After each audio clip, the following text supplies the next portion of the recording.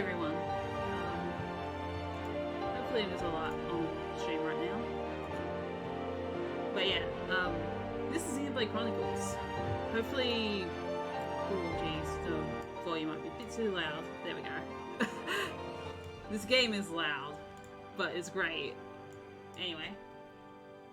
So, I'll be starting pretty soon once I load this file. Alright. So, counting down in 3, 2, 1, and go. So yeah, this is Xenoblade Chronicles. This game came out originally in 2010 in Japan. And it's expecting a remake next year. So, very exciting times.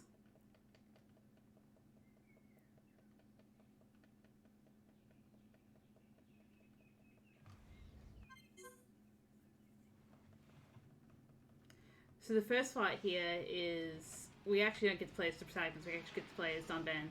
And we're taking all these mech on in one go, except we don't, because Thunder is a very finicky move.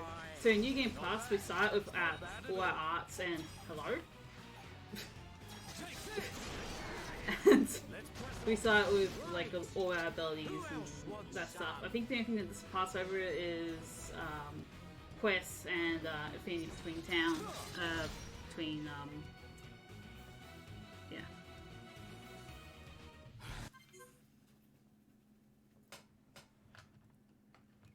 But hopefully you can hear me again. This game is very loud.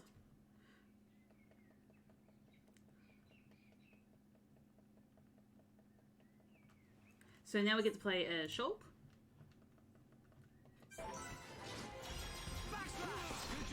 And unfortunately they did not say the cool thing, so... I was going to donate something for that, but they didn't say it, so... It makes me sad. Anyway, so...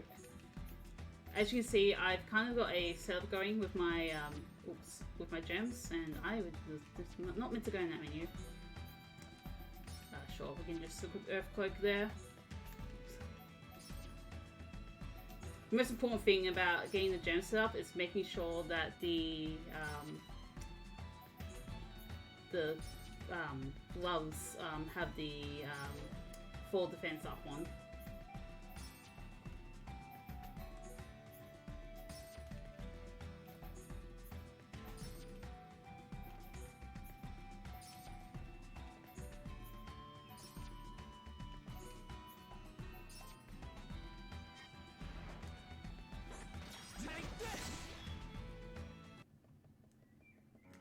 And after beating that first enemy, we go on our little quest. So, we're going back to the town after doing a little research. Shulk is a researcher for Colony 9. And Ryan had to save him, even though he clearly has the strongest blade on his back. So, the most interesting things about Xenoblade Chronicles in general is that it's actually faster on the PAL version. The PAL version... For some reason, you can run on it on 50 hertz, and only on the PAL version. So that means we move around about 20% faster than other versions of the game. It's very unusual that the PAL version is the faster version of the game, but this is one of those cases where PAL is faster.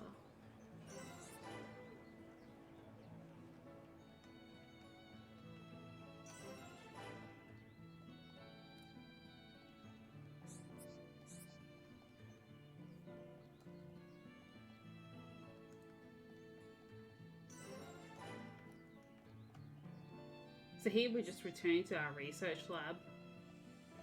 And we're gonna find an old friend in Dixon. He's gonna be there and he just tells us like, yeah, you're doing well on trying to unlock the secrets of the Monado, but you still need to figure stuff out.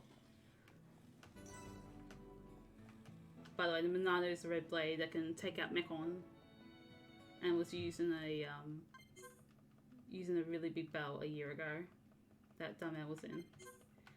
Anyway, so now we're playing as Fiora, and while Shulk was contemplating stuff, we're just bringing him lunch. So one thing about using Fiora for this short amount of time is that we've equipped some gear on her. In particular, there's a gear that lets her have Quickstep 3, which is not as good as the Quickstep 6 gem that we manually equipped it onto Shulk and Ryan, but it's also like much faster to not go through a menu and just run through the game. So menuing is a bit slower in 50 Hz compared to 60 Hz. So we want to avoid menus as much as we can.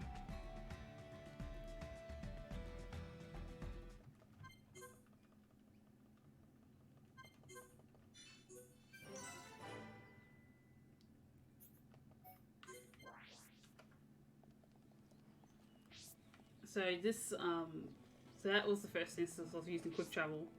We're going to be using quick travel a lot. And there's going to be some instances where we're going to use quick travel in an unintended way.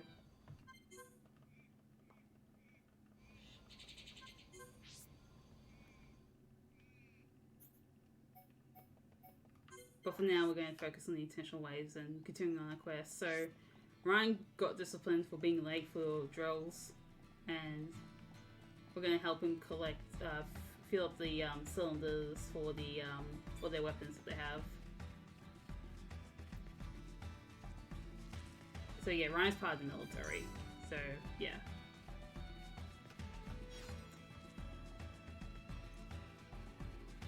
So while we're picking it up and everything, I do have like a little incentive. So basically,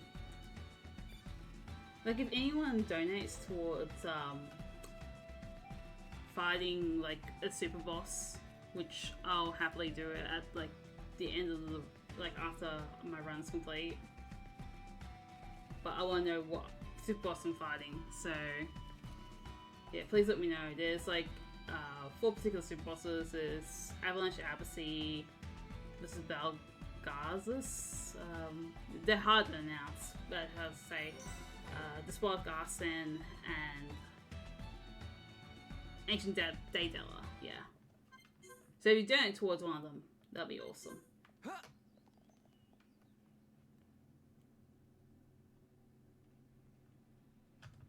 So yeah, here we are in Tephra Cave. We have to go through here in order to fill up the ether cylinders.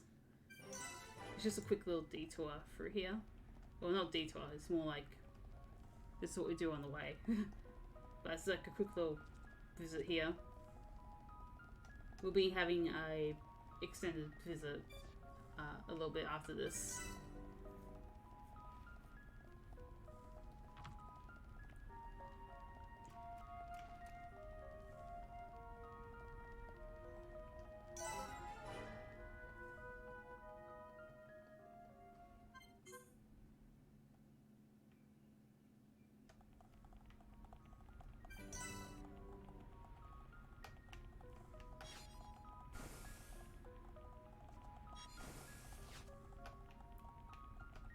So yeah, because we're playing on 50 Hz, we kind of run faster than the doors can open.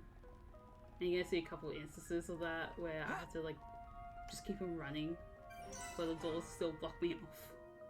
It's kind of funny. Anyway, we're here, we're at the cylinder hangar. But we get attacked. I have to fend off these enemies. So here, I'm gonna aim for a different enemy, because I get stuck there.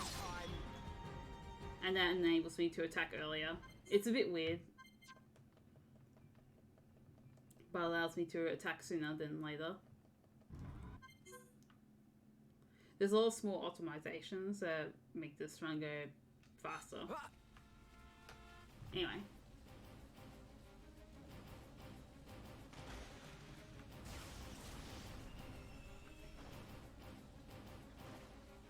So now Colony 9 is under attack by the same Mechon that attacked a year ago. And we had to stop them. But first we gotta pick up the Monado, which is gonna be easier said than done. Now, the Mechon aren't affected by normal attacks, but they are affected by the Monado. We do currently have the True Monado on our back because this is New Game Plus.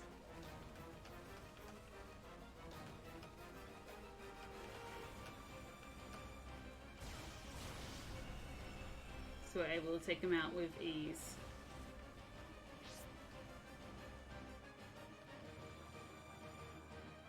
So one of the things I have to look out for is that if I get a haste activation or not. If I do, I won't use an art, but I will use an art here. It's very unlikely that I do get it, but Backslash is a very fast art, so it has a very fast animation.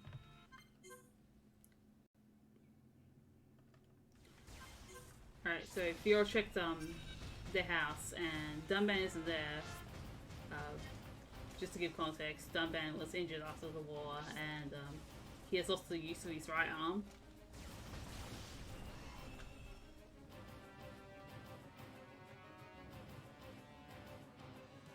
But he still wants to fight the Mechon because he's considered the hero of Colony 9 and feels the need to protect them all.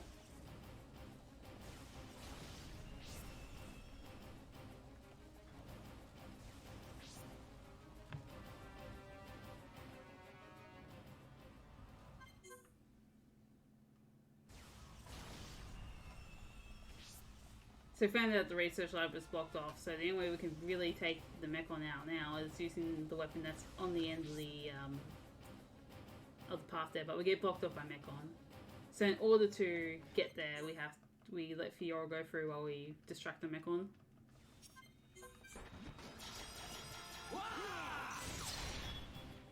But we have the True Monado, so we take him out quite easily.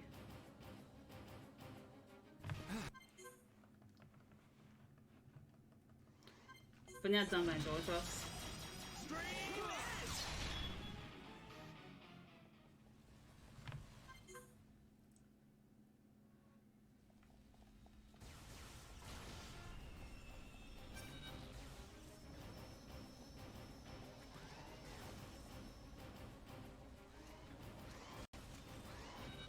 So these enemies, they're like the few enemies in the game that aggro onto you, even though we're like, they're only level 6 and we're level 9.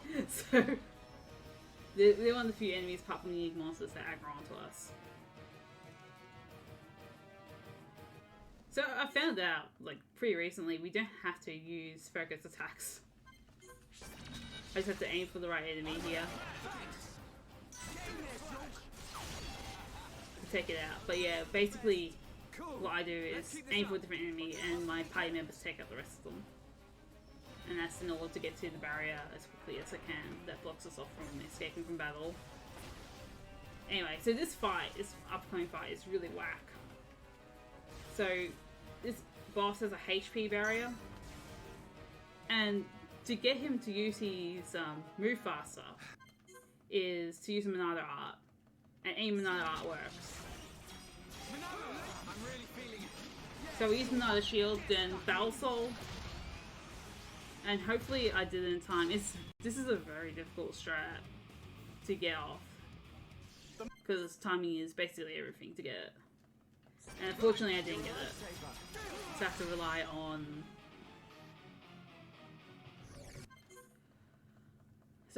Stream Edge hitting all the spiders later on.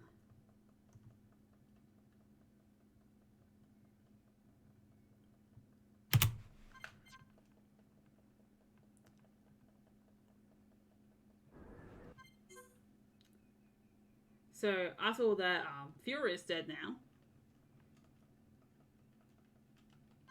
And we're going back to Tephra Cave to continue our journey of vengeance against the Mechon.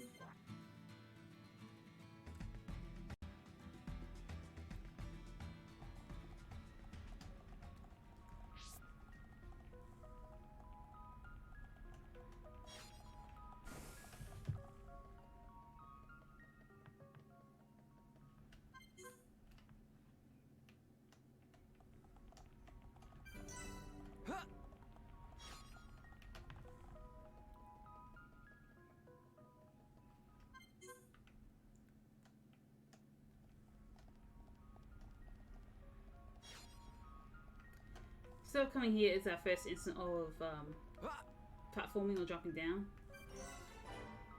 As you can see, I take 4 damage, and this is going to be pretty important to keep in mind for one of the dungeons that's coming up later, a little bit later in the game.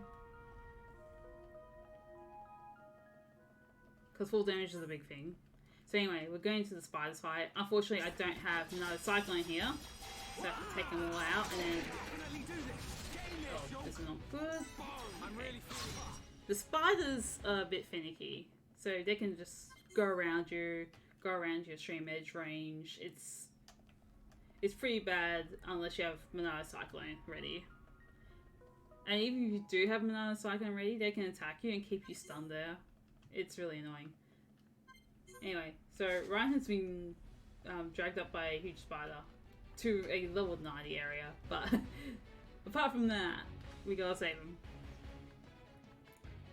But that brings us, fortunately, further into the cave. And where we need to go. So about walking on water, whoa. Okay, there we go. That can be a bit finicky sometimes. But yeah, so moving water is a bit slower, so we try to jump into the water, kind of, in order to keep our momentum.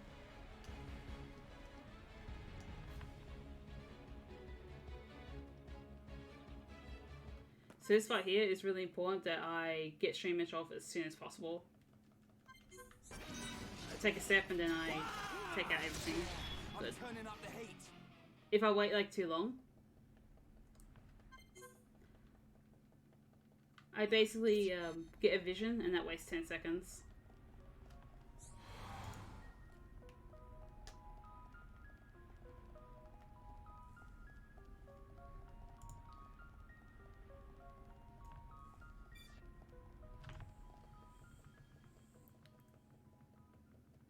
And that's it for Tephra Cave.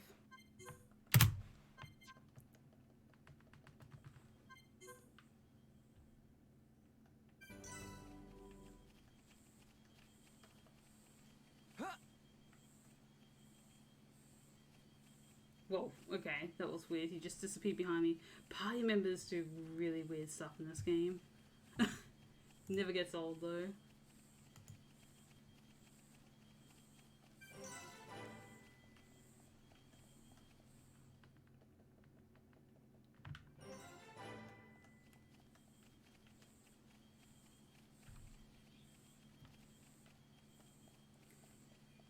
So here we're entering one of the most iconic areas of the game. It was in Smash, so yeah, this is Gal Plains.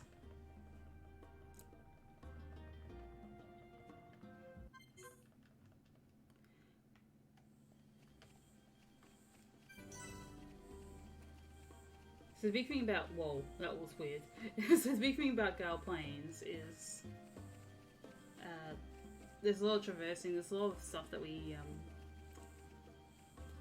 do to investigate what has happened to Colony 6,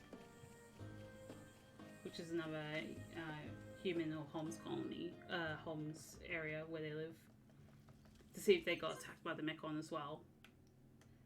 So we discover a buggy, and so there's obviously must be a person around, but we don't care about this person at the moment.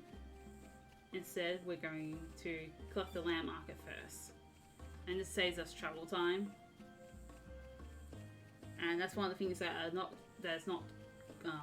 carried over from New Game Plus. Otherwise, we'd be able to go to like the end of the game, basically. Anyway.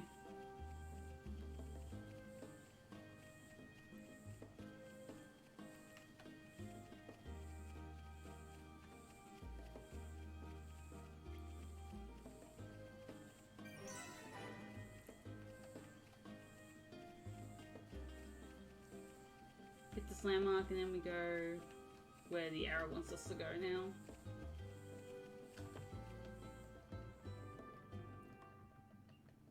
So take out both the army with one shot. You go around here and then, yeah, you just took them both out, nice.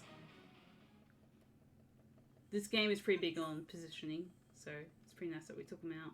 Anyway, both in one go. So yeah, so that's why we get that landmark early, so we don't travel there again. It's nice to just do things a little bit out of order. Anyway, so we rescued this kid called Juju, and he tells us they're refugees from Colony 6 because they got attacked by the Mechon 2, and their attack was far worse.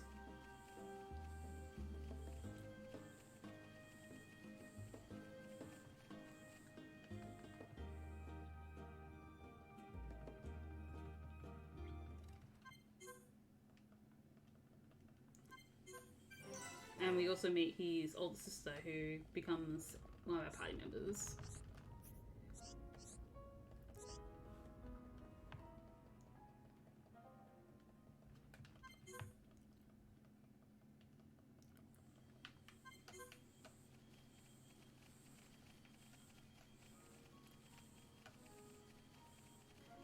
So at some points during the game, even though I've been to this particular landmark, you can't quick travel.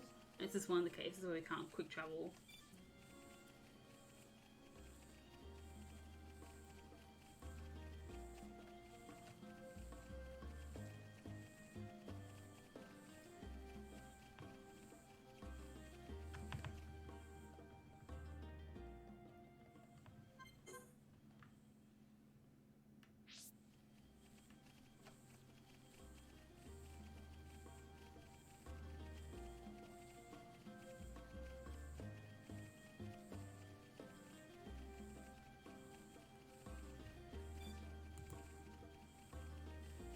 I guess while we're running here, this would be a good time to read the donation. So,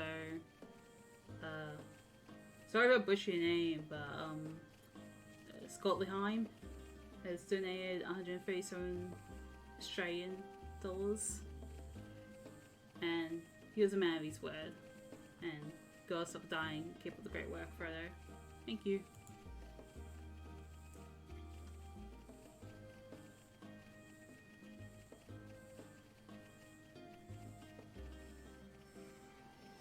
I am not used to waking up this early. It'll be fine though.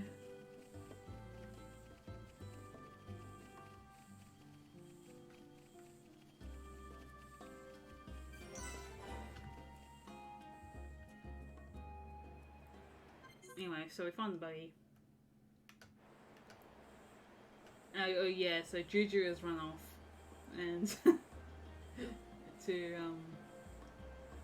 try to do something about the Mechon. Of course, he's just a boy, and he won't be able to sort the Mechon by himself. Oh yeah, by the way, so those blue orbs are collectibles, and they're not really useful in New Game Plus, and in fact, they're really detrimental.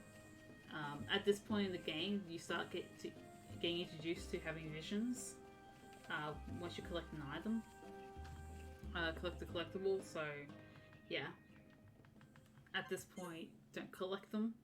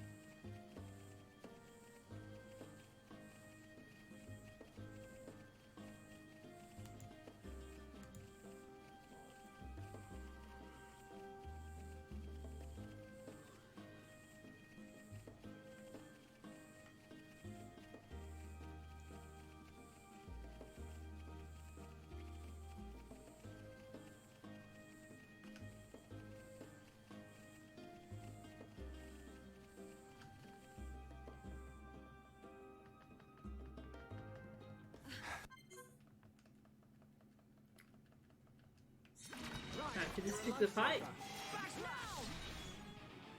well, one, we just do a backflash for the first phase, but for the second phase, we need to kind of run around them. Let's get it. And try here. This is where we usually learn Monado's speed. There we go. Alright. Yeah, but running around him is a bit faster than just attacking him head on. And you gotta make sure he doesn't spot you. Alright, so here, you gotta hit his HP barrier. And then we just turn around and reduce lag. So yeah, this is like lag reduction strats where we just face away from the boss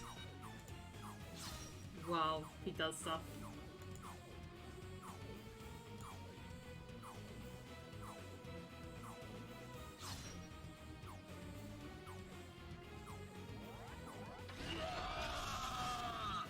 And once he does that attack Wild Crash, we get to move on.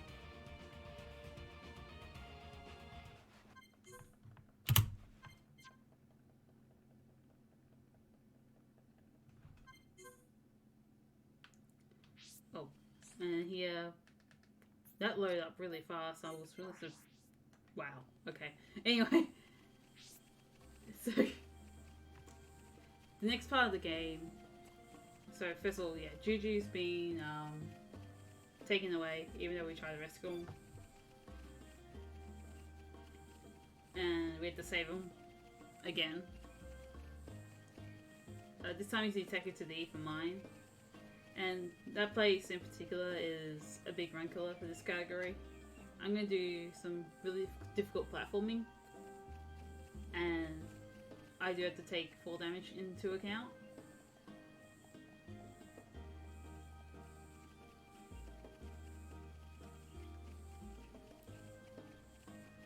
So I'm hoping nothing goes too badly, but who knows.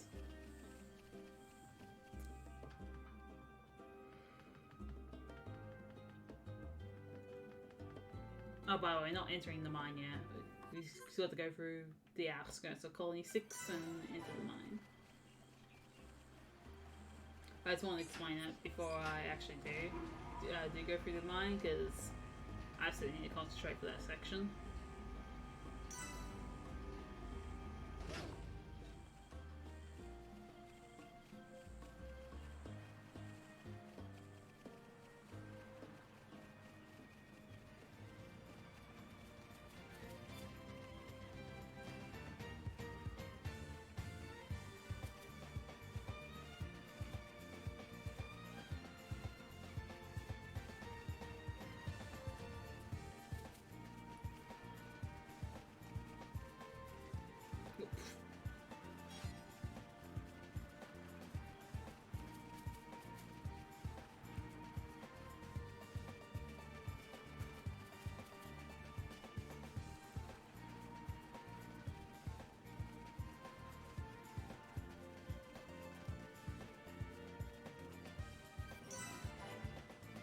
Alright, here we go. This is the Ether Mine.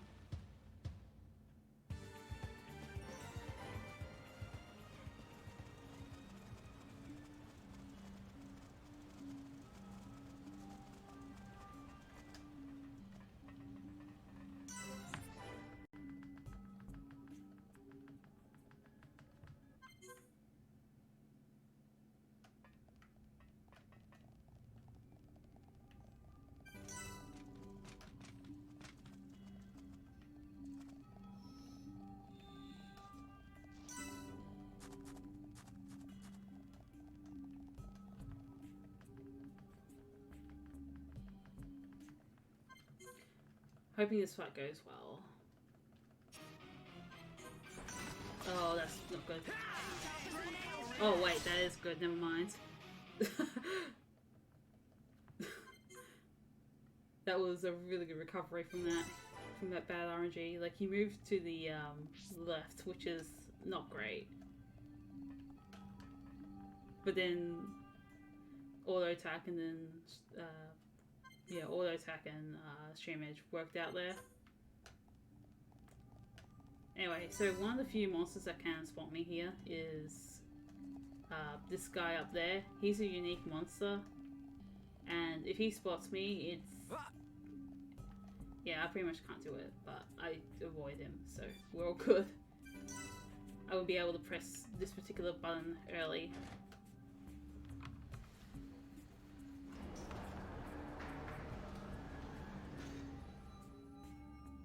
And hopefully my AI party members did not get in the way. They didn't, but I got caught on the wall. is where I freak out because the trick is coming up. Well, the platform is coming out very soon. Thanks for good luck.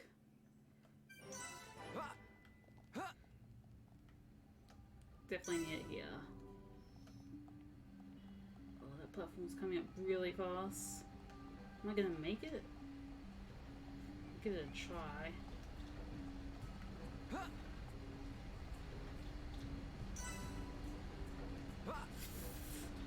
Oh, that's unfortunate. Yeah, hurry up and kill me, game, please.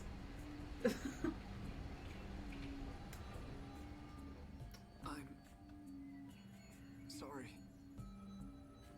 Yeah, that was a bit unfortunate. I jumped too early.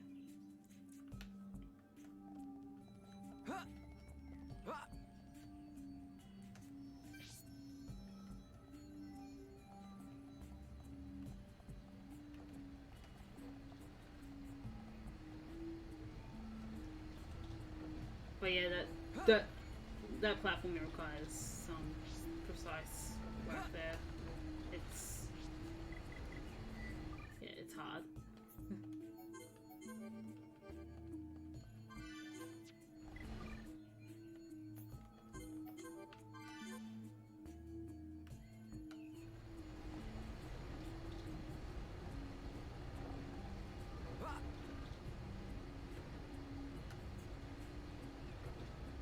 Wait till it gets to 425 and then jump down.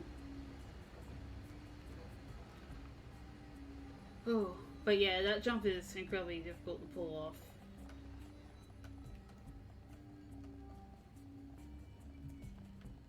And the only reason it's possible is because of 50 Hz being on power, because of the extra speed that we have and the 4 damage defense gems that we have.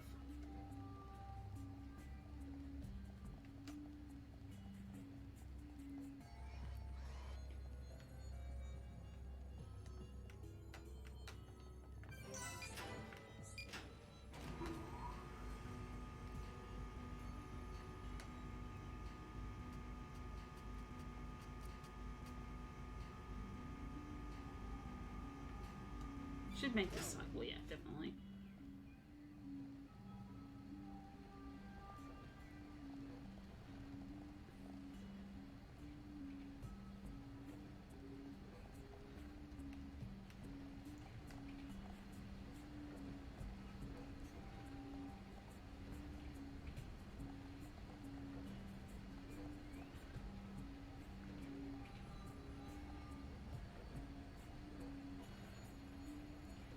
So this wall here, it pretty much does not exist on 50 Hz. Unless you go like deeper, like unless you go to the left where the wall is thicker.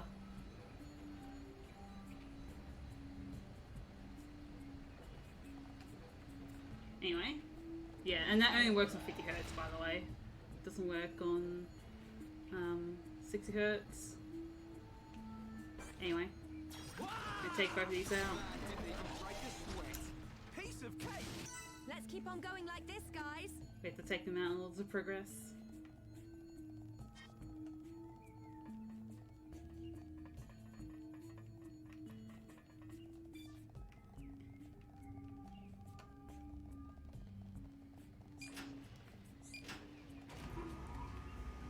And here's where my party members can do weird stuff.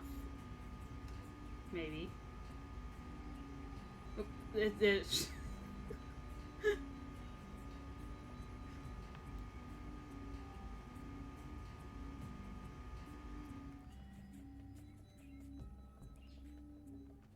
so this fight is only pretty hard on your game. But on your game fast, you just backslash him. He goes down. So rescue Juju. And we have Godot's rifle, which is Charlotte's fiance. And we find out, yeah, her fiance didn't make it, but she has his rifle in memory of him. I wonder if I could do the weird thing here. Oh!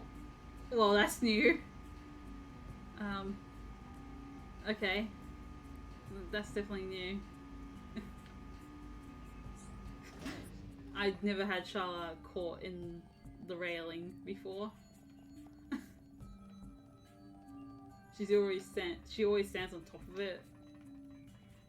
But wow, that's new. Hopefully I make this cycle, because this cycle's also really tight. Got it, nice. But yeah, if a mine is full of tough cycles to make.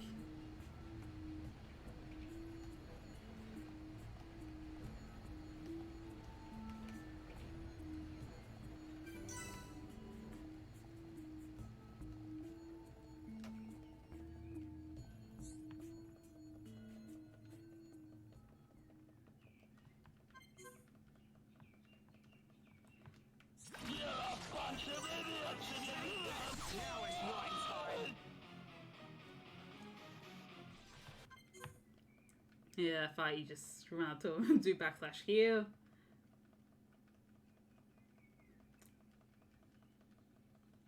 We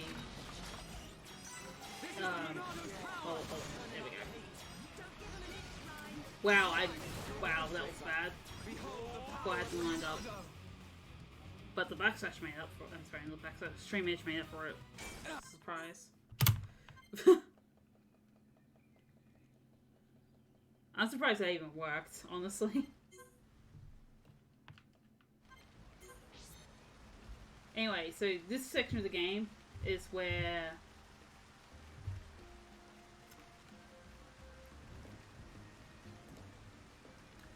the weather is forced to be rainy. We also could change our party members because Stuntman just rejoined the party, but we kind of don't need him at the moment.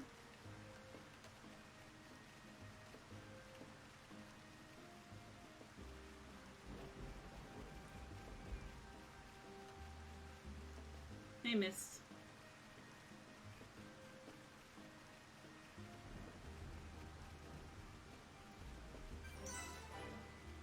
Oh yeah, so we're coming up into an area where a super boss can be. By the way, you could donate for me to fight that particular super boss if you want me to.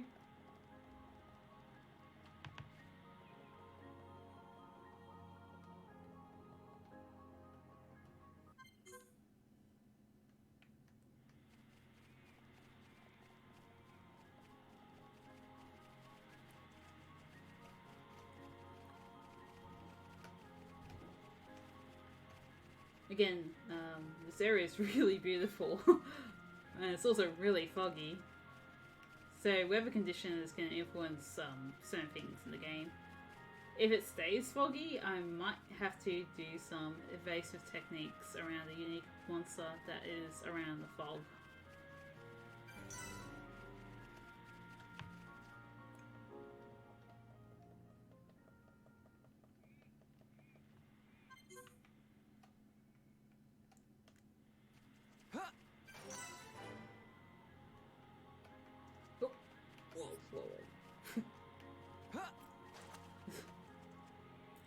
I got stop by and up on there. They're Nopal merchants.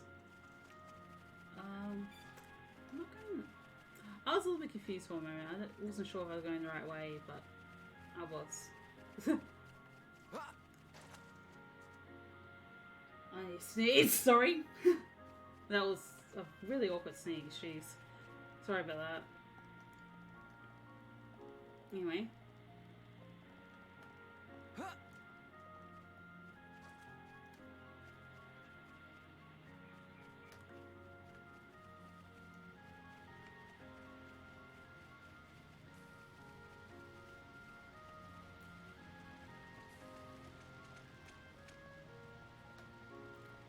This area is crazy beautiful.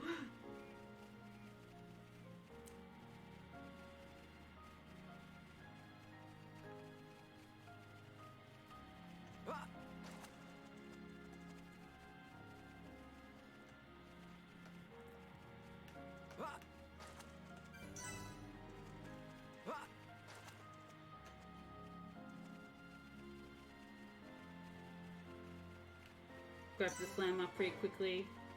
And we're going to jump into this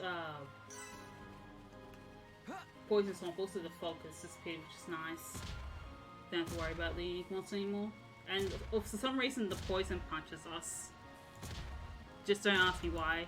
They added a punching effect for poison, but they did. And we're going to collect this red orb here, which is a quest item that we need to complete the game.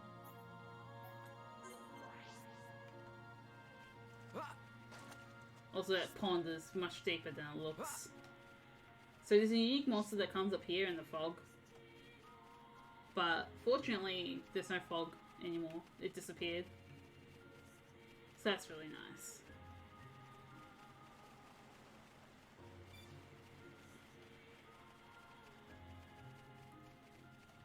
And the cutscene trigger here is really big.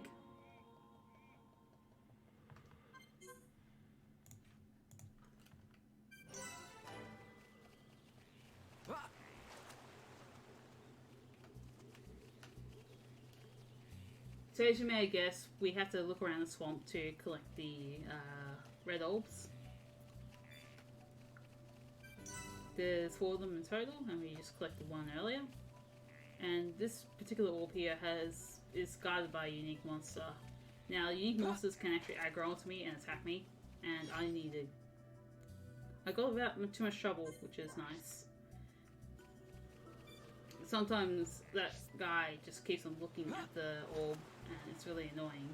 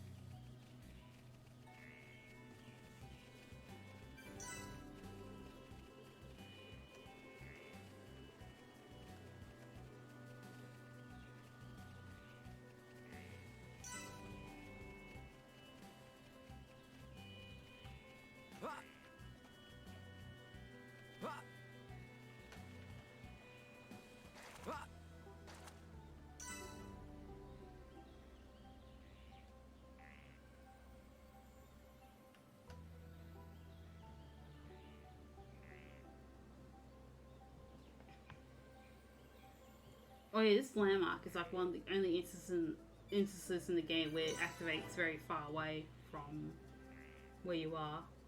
Because the landmark is like over there, and we got it from over here, so it's a bit weird. It's like X, actually, where the landmark trigger just happens to be like really far away as well.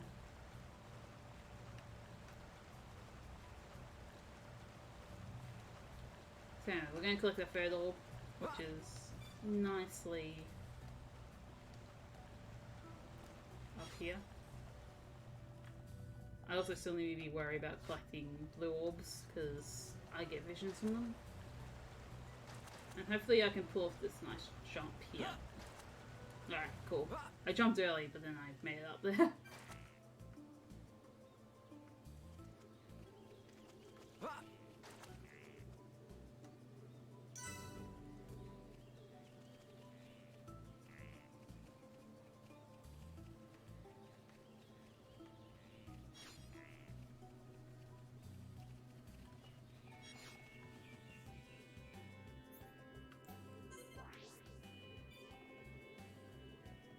So we'll collect the final radiant. Oh, and then we get this quest here. So this knock one never stops talking. He has like a million text boxes.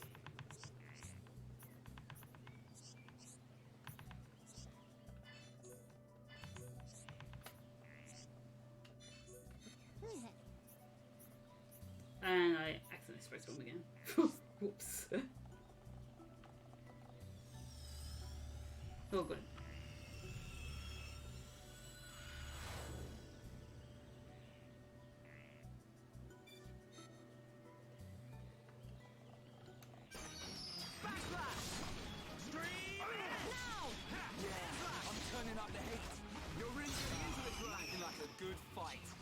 make a great I guess team. up here. Nice job. I've gone too far. If I am, I can just run back. But yeah, the game does not expect you to get that far after the cutscene, after you beat the enemy. So yeah. Power of 50 hertz right there.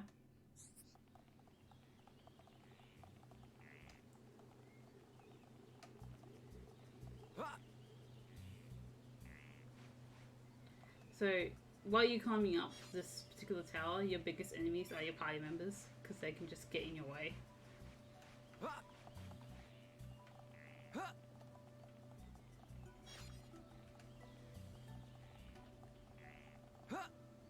Ryan in particular because he's quite big, and Charlotte for some reason this time is griefing me.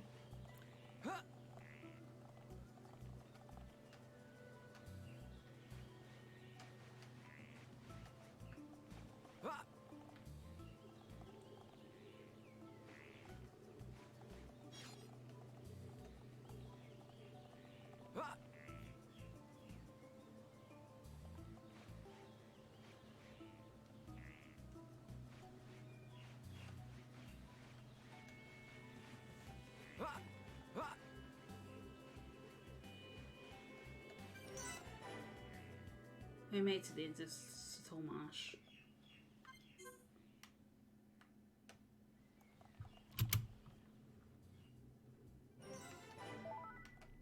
I get this little nice achievement there.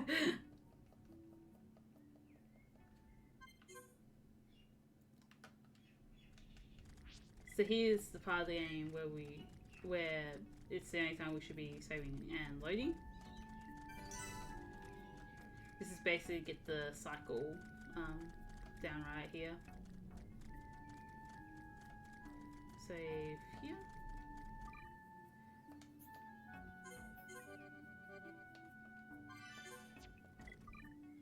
If you just run without saving and loading, you just miss the cycle, which is a shame.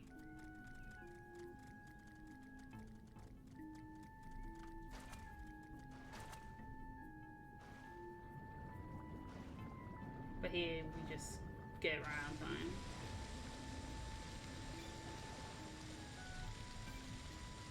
But yeah, if we were just a little bit faster, we could do it without saving and loading.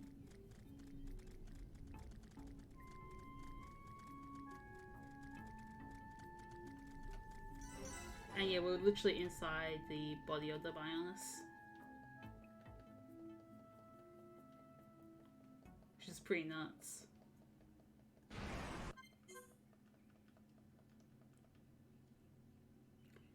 I forgot to mention that we live on two really giant titans. One in particular that we're spending most of our time on right now. It's called Bionis.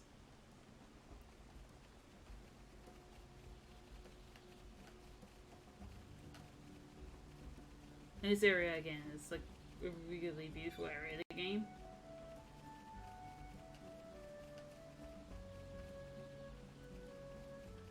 It's called Mac the Forest. It's home to a bunch of creatures. And fortunately I did not get a vision there, so that's nice. The orb was right in my path and I had to collect it. So here we're just going to do here for a quick detour, just to collect the landmark here.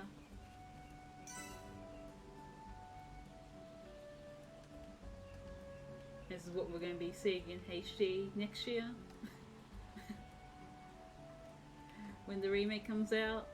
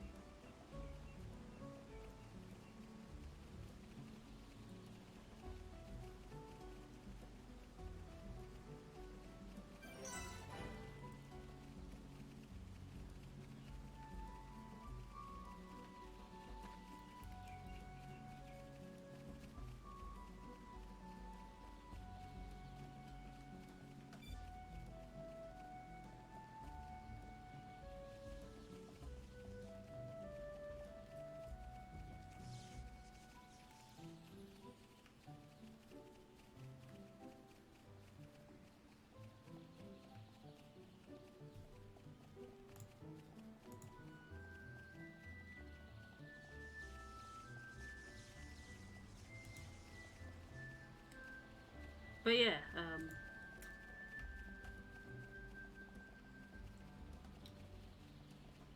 so we're here, and we find this girl, and she seems to be unconscious. So we're gonna help her out by collecting ether.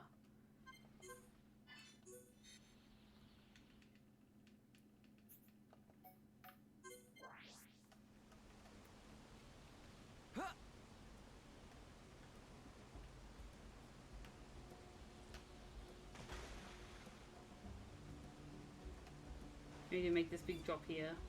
Fortunately, we don't get any fall damage from jumping into water, which is nice.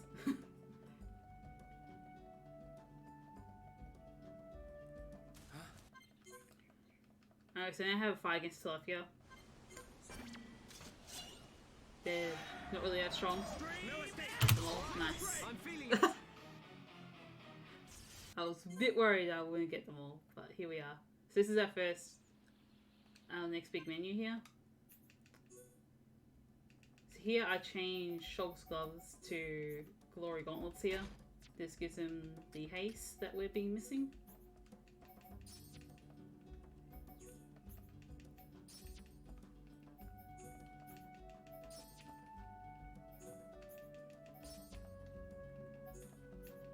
And we're going to equip Dunban now, because he's now a permanent part of our party.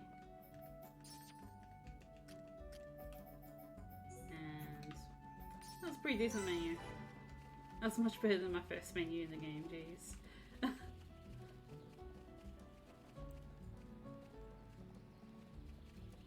yeah, Dunban's now a permanent part of our party. He's a agility tank, so he mainly tanks stuff with his high agility stat rather than just a high defensive stat, so he avoids a lot of attacks.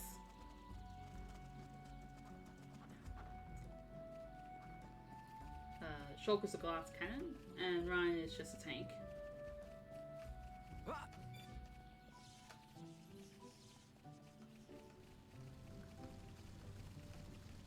But at the moment, this party outputs the most damage.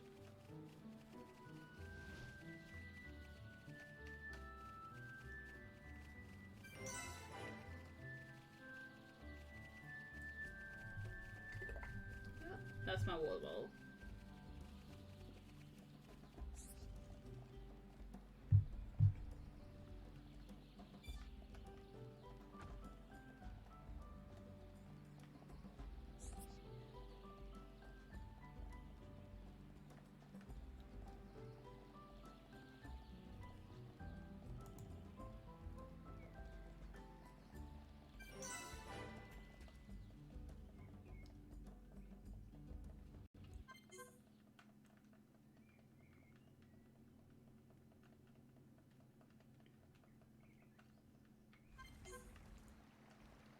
Alright, so now we're in Northland Village. Basically, that's where the girl that we just woke up from her unconscious state has led us to. And that's in order to get passage to the RSC and Alchemoth, where we need to see this, when we need to go and see this Black Tower in Shulk's vision that he had at the end of Ethan Mine.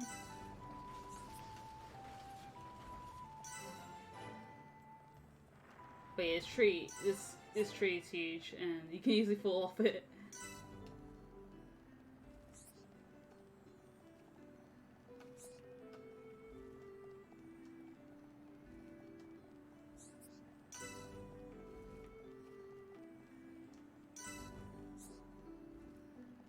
It's important to collect the tree specimens while we're climbing up the tree.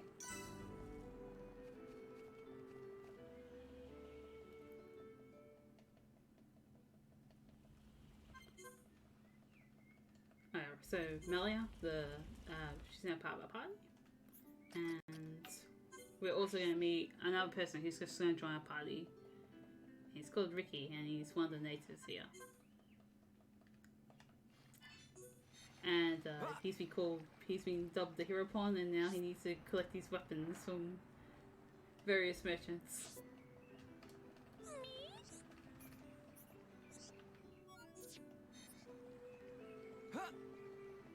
Nice.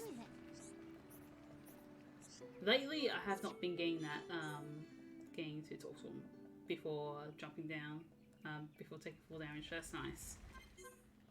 Alright, so now Ricky's part of our party. We almost have a full party now.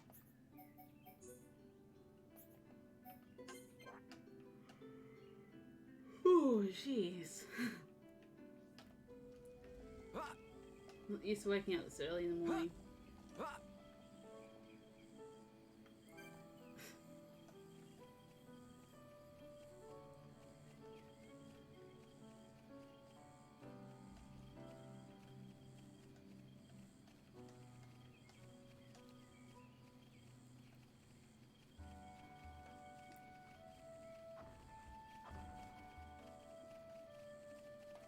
I'm like a spot by this unique monster. No, I don't. Yeah, good. Also, that dino there is like level 98. So he can aggro onto me and attack me. He's one of the few enemies that can at this stage of New Game Plus. And because Shulk's the leader of my party and the enemies aggro onto the leader of your party, it's pretty scary because Shulk dies in 2 hits from the dino.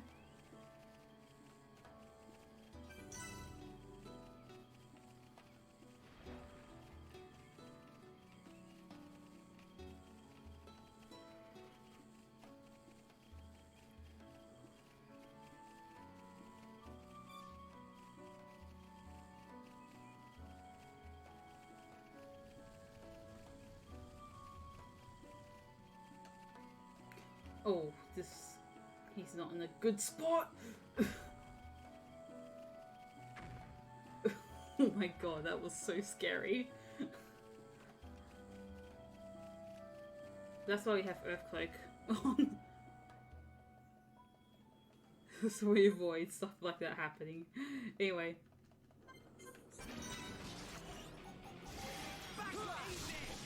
You're fighting the big plot here that knocked Melly unconscious.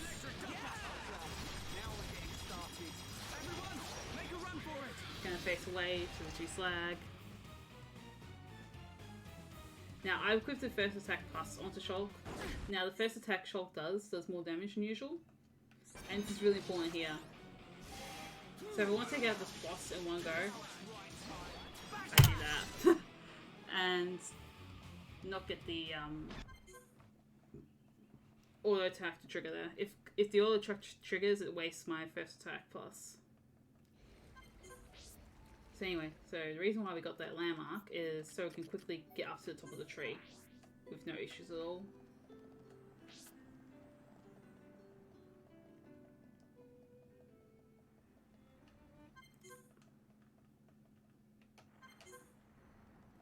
And now we get to go to Erosea.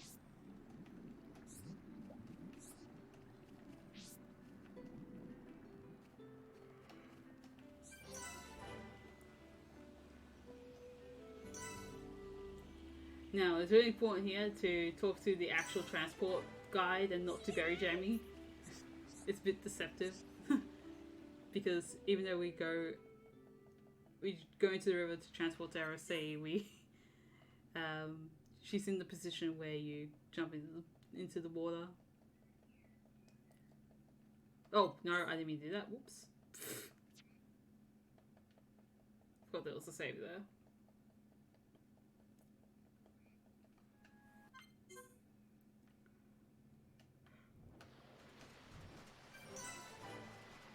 Yeah, so we're at Erosea now, and we're going to travel to that huge island up there, which is Alphamoth. Floating islands.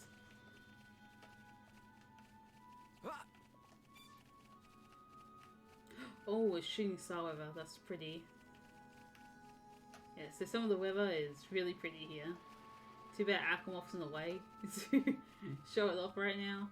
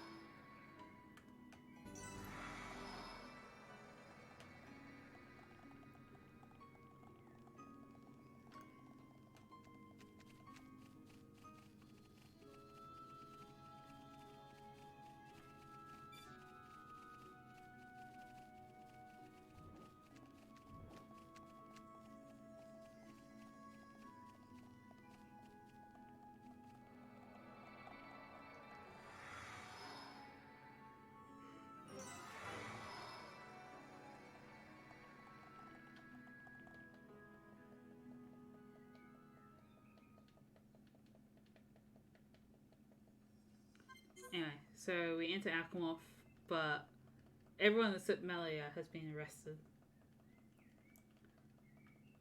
Although Melia does not know this right now. She's just entering Alchemorph as far as she knows.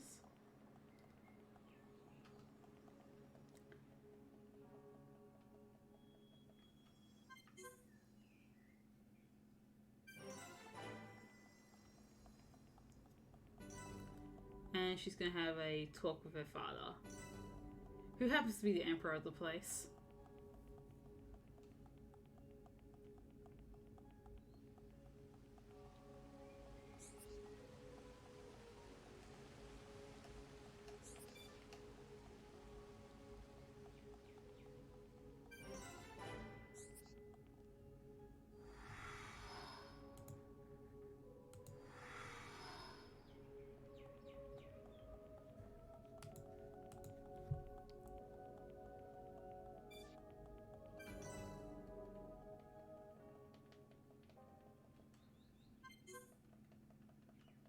So Melly has to talk, and we talk to everyone here in order to progress the game.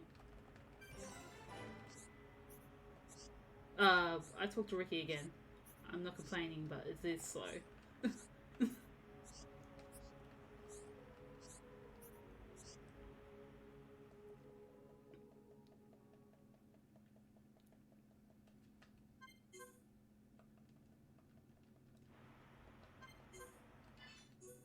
So now I'll be asked to do a favour for the guards.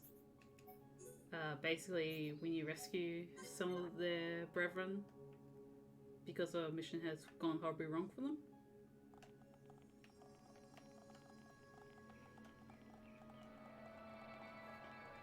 So we're here to help them, basically.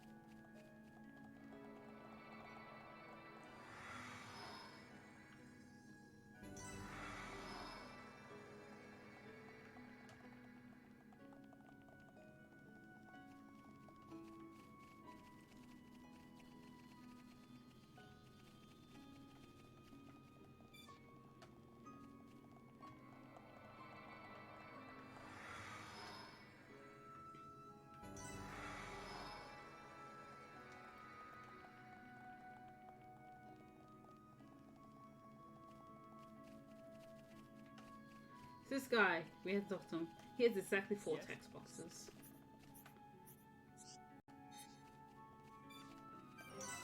And now we get to rescue the people.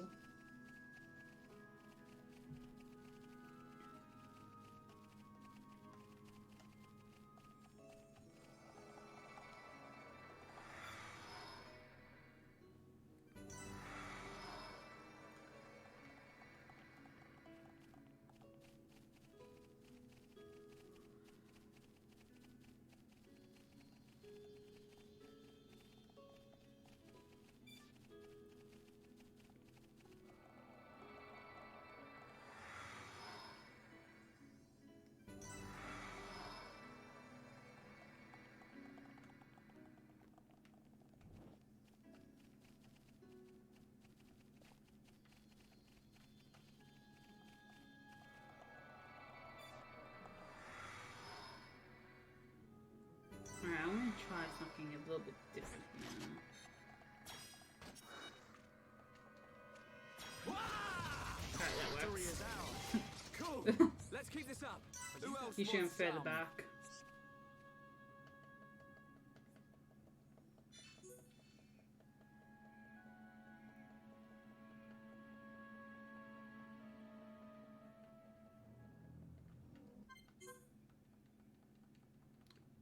So anyway, we can complete the mission, and we're going to go back to our prison slash room.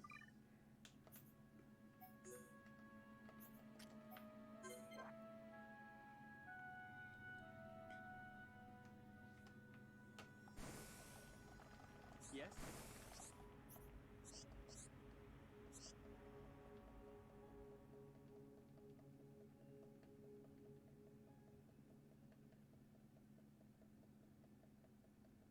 Oh, now it's raining. That sucks.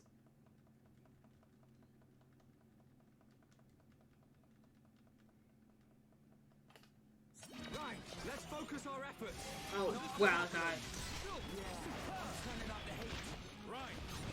Okay, that worked somehow. I'm not sure how.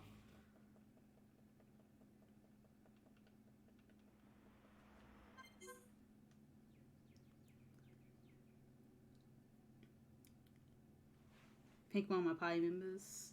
Took him out.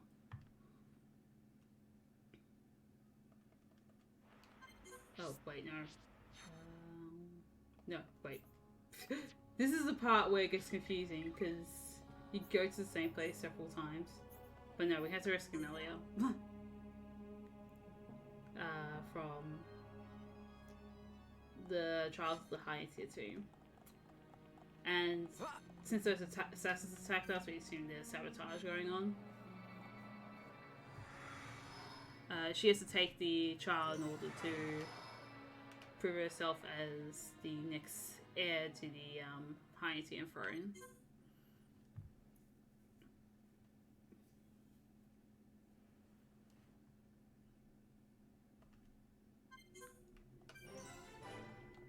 And we get to play that section, so that's pretty cool.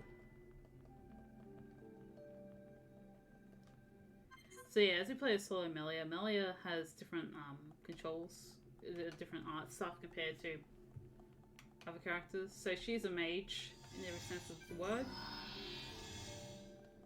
But in order to use her spells, you have to hit a spell and then use it by hitting the middle, which is different from the other party members in the game where you just use an art and it comes out.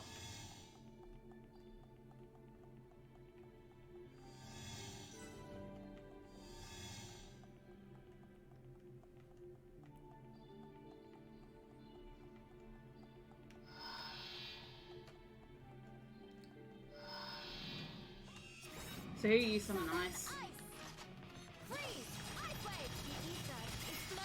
And we use damage every time to take them out.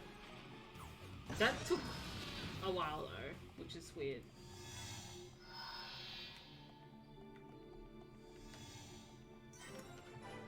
Usually it does not take that long for them to die. Anyway, so now we get to play Shulk side.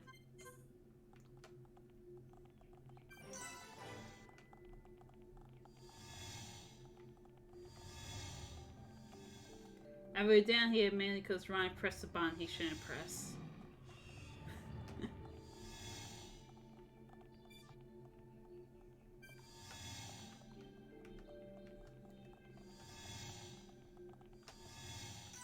Okay, good.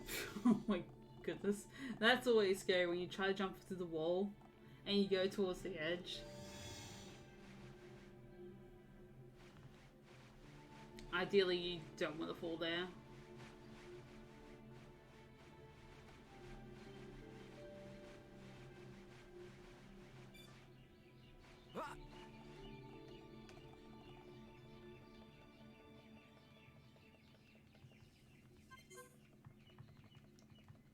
This battle's pretty straightforward, just use all our arts. That's pretty fast. Nice.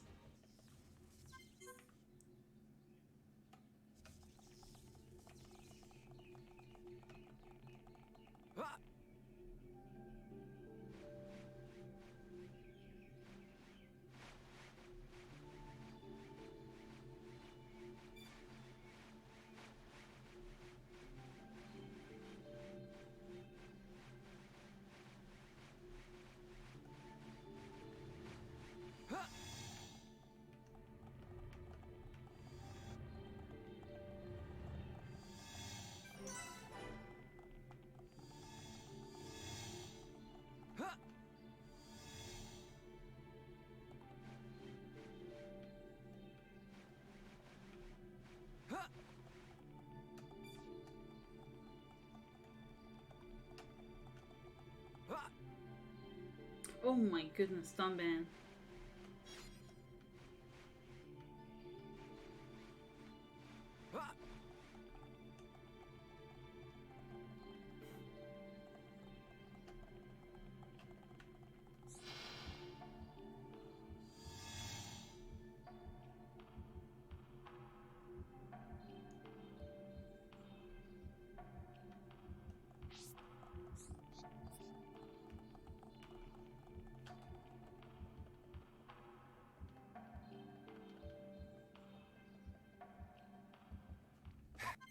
Alright, so this battle is a bit unusual. So we actually Let's focus our efforts. use our first attack class here. You're really getting into this. Wow, that was a really good fight.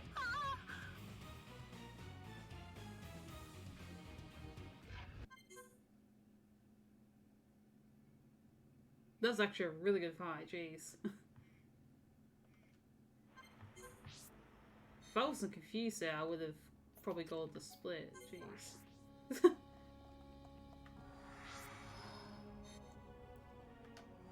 So this is like the only point of the game where you need Shulk as, well, any sort of person as the leader of your party in order to progress the game. And it's just to trigger that cutscene, really. So Shulk is deemed unworthy to go to Prison Island because of his desire for revenge.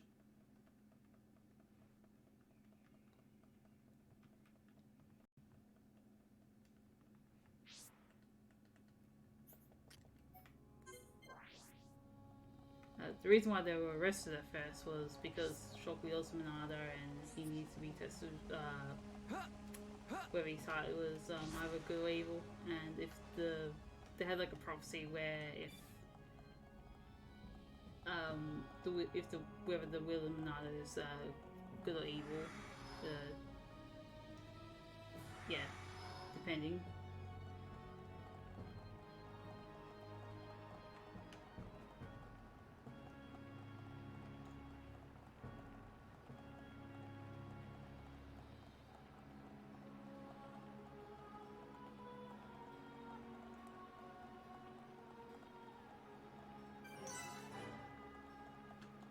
So we just meet Millie in her, I guess her quarters or bedroom. It's a pretty lavish bedroom, but she's a princess. But yeah, then we get warning that then the Mechon attack Prison Islands of all places.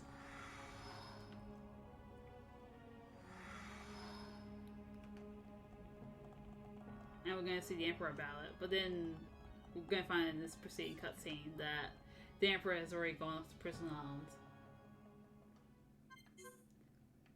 Thanks to word of Mellie's brother Callian.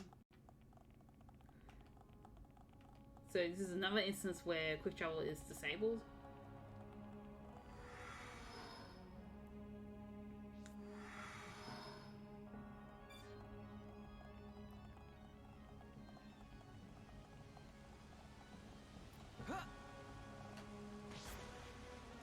And that person almost got in the way, jeez.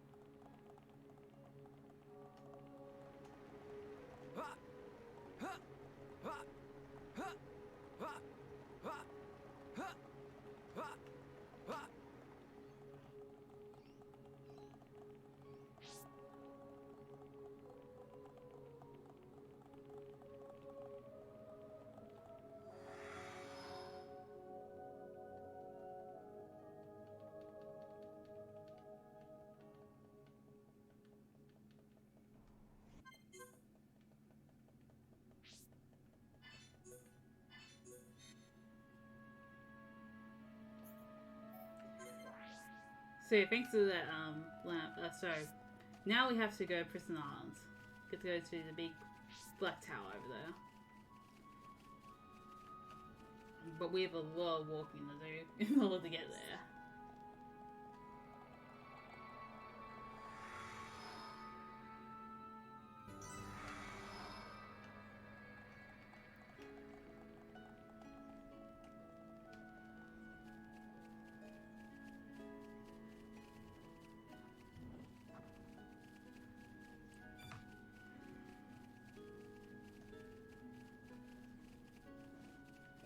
So I hope everyone's having a fine morning.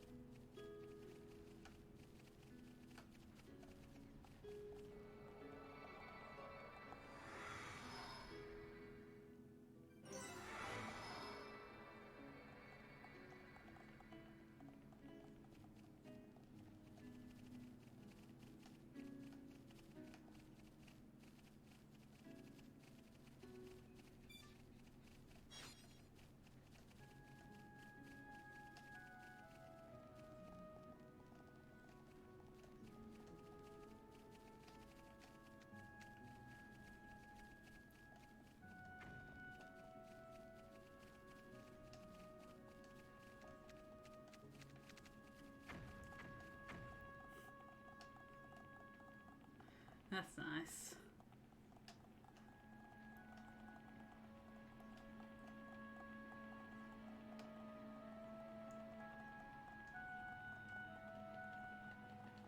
This game is pretty chill.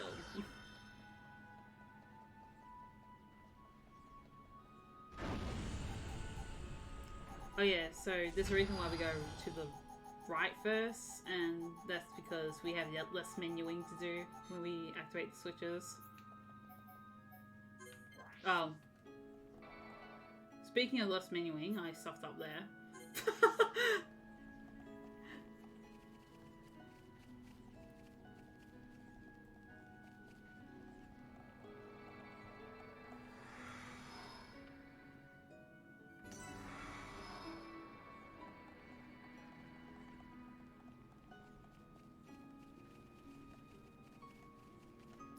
But that's fine, quick travel is super fast.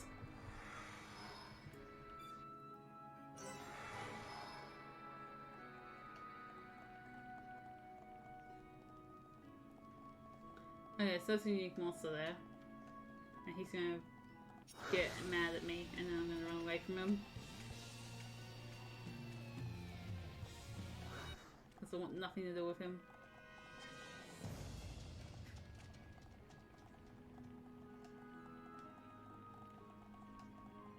And the dudes guarding the switch here are amazing. Yep.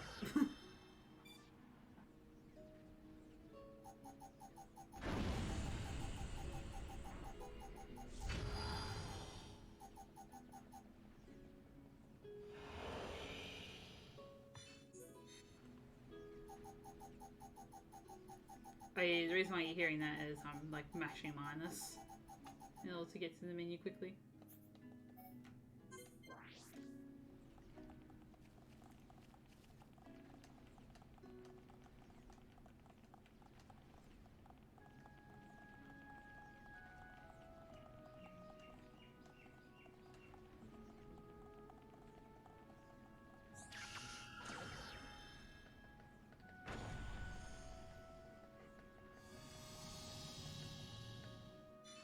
It's particularly fun. You use backslash, air slash, and battle soul. Go.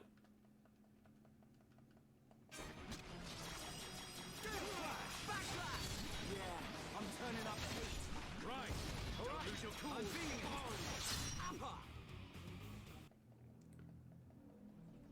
Oh yeah, the reason why I use battle soul is so I can get my gauge up.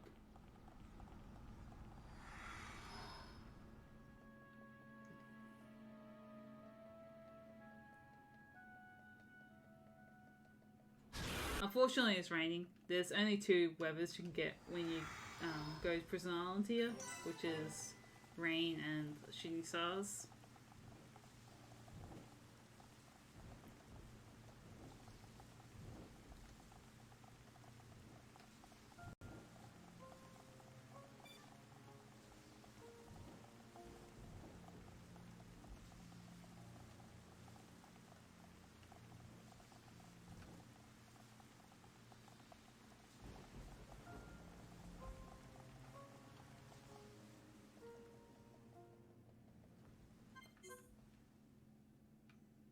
This is like a pretty big point in the game where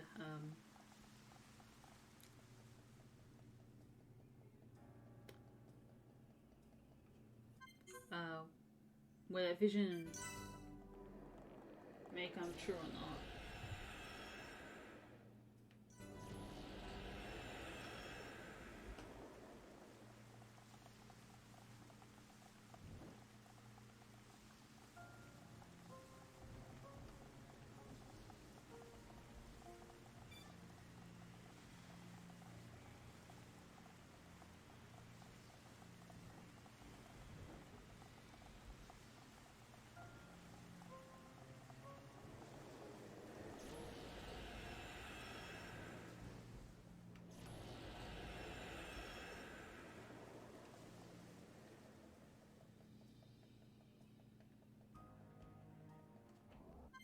And I'll get to do the second metal phase fight.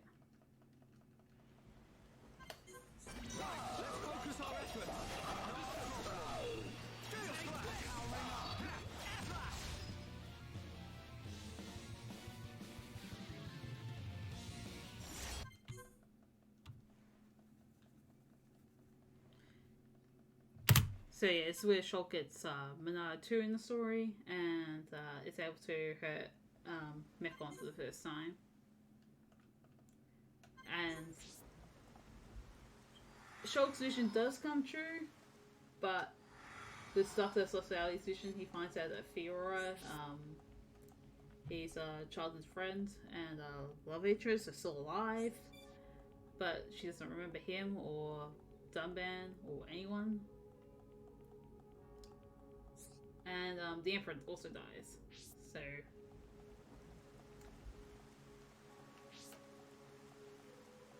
a lot of stuff happens in the cutscene we just skipped.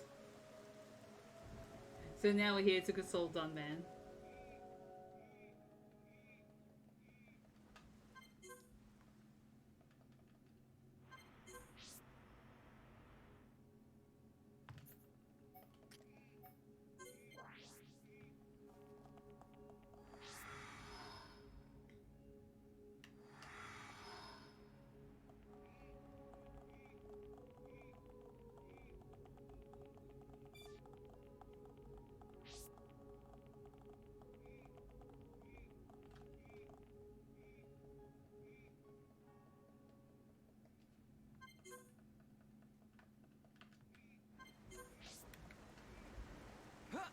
So Melia now joins our party permanently.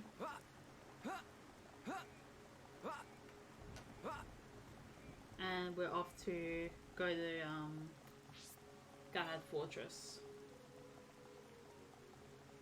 which is where the Mechon retreated to. But we still have a lot to traverse along the way in order to get there.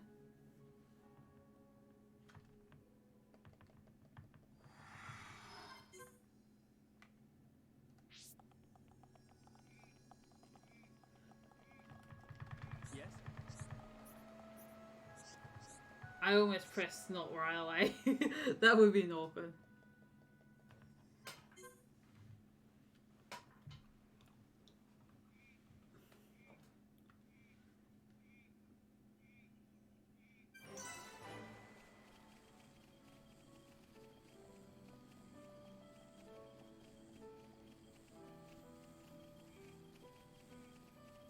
Is he in the way? He might be in. Oh no, he isn't. Okay, never mind. So we're gonna head into Valk Mountain, which, by the way, there is a little donation incentive where I'll fight a super boss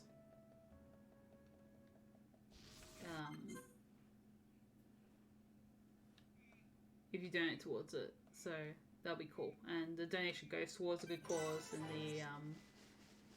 in the bushfire relief for people affected by the bushfires in Australia, in particular New South Wales and Queensland.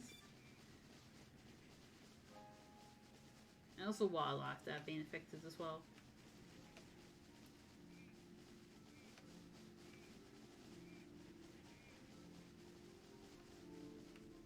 So if you do want to see this place at nighttime or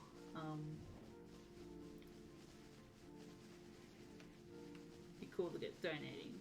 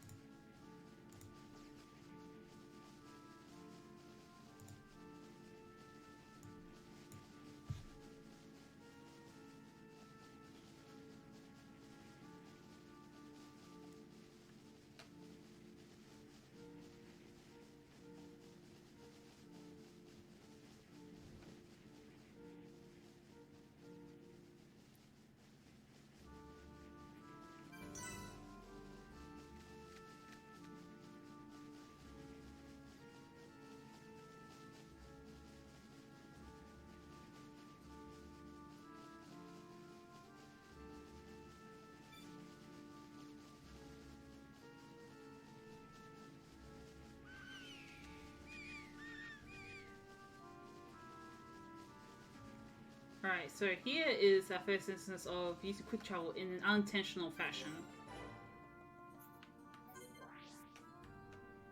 So you use that to gain more distance without having to move. Oh, whoa! Okay, well... For some reason Shulk didn't jump, and now I'm gonna have to take a long swim.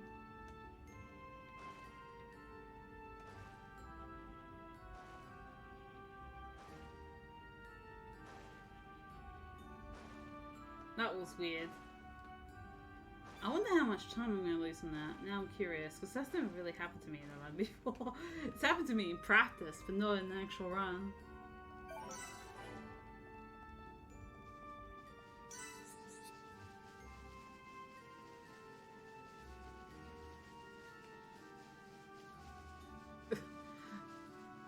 God, imagine that. That would be terrible.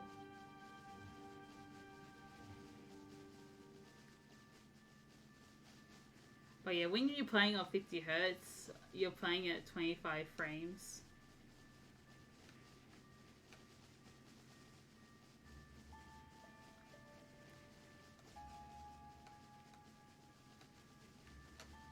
So it is a bit unusual, the frame rate.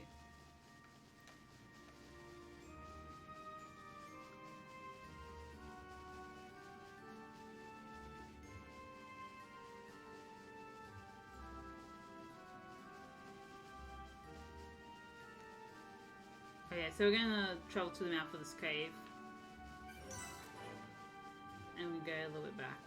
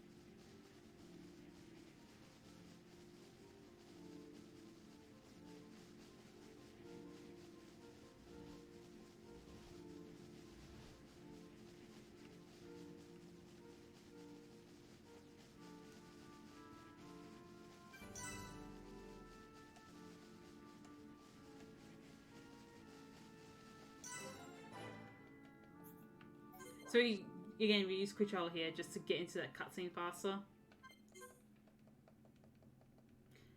And now I have to find a hot rock to melt the ice.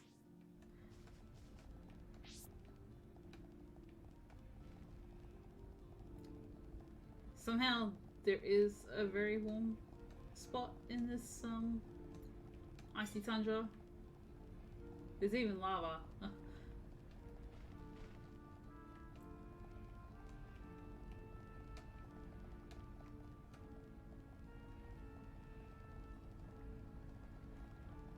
And that's a unique monster that is being.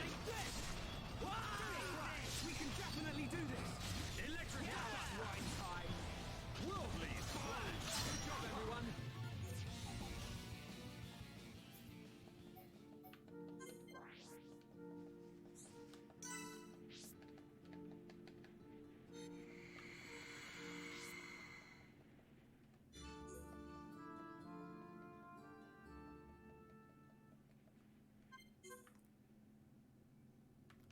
So after a cutscene, we continue our journey.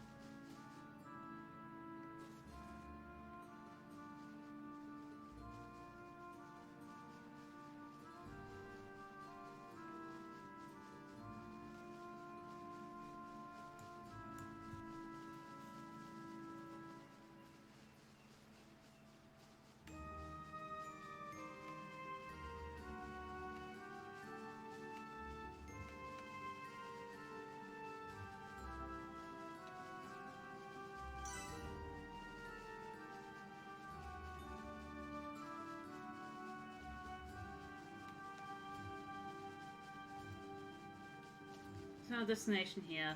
We're gonna fight. We're gonna fight Maleface again, but he reveals he's human form because we found out again Face Mechon have human parts in them. And here I want to reduce his defense. He's aggroing onto me for some reason. Okay, that fight did not go too well. Oh, it's like 11. Well, more than 11 seconds to that actually. More like 15. To missing that. Good to know though.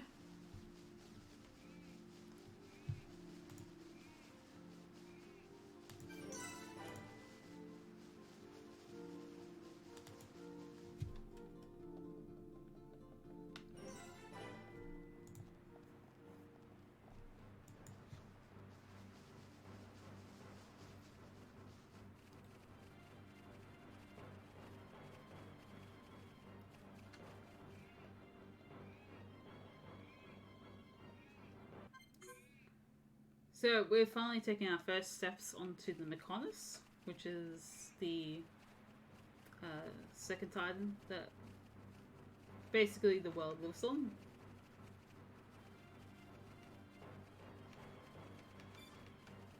And we go on the Sword of Mechonis.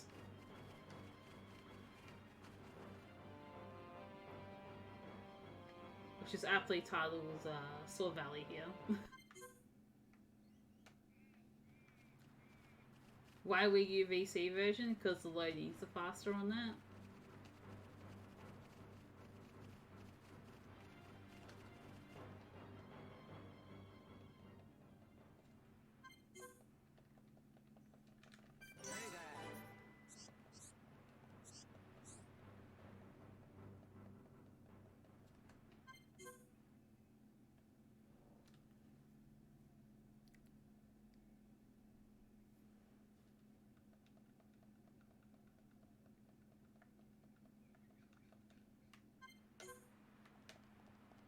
So in Silver Valley, we're going to do a lot of unintentional quick travel usage.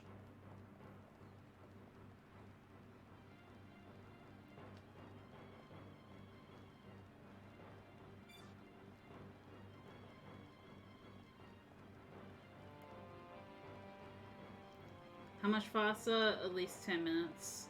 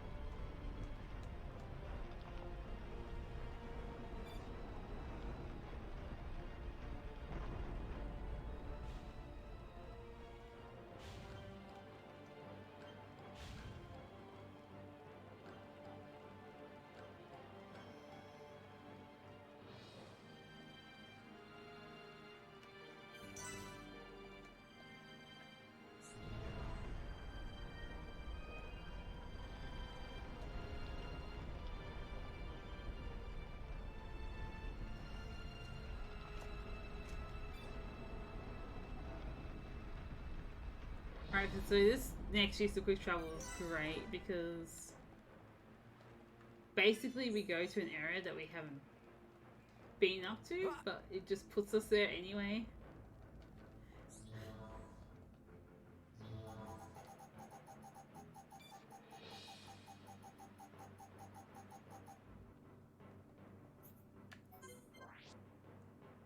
So yeah, we haven't been up here, but it just puts us here anyway.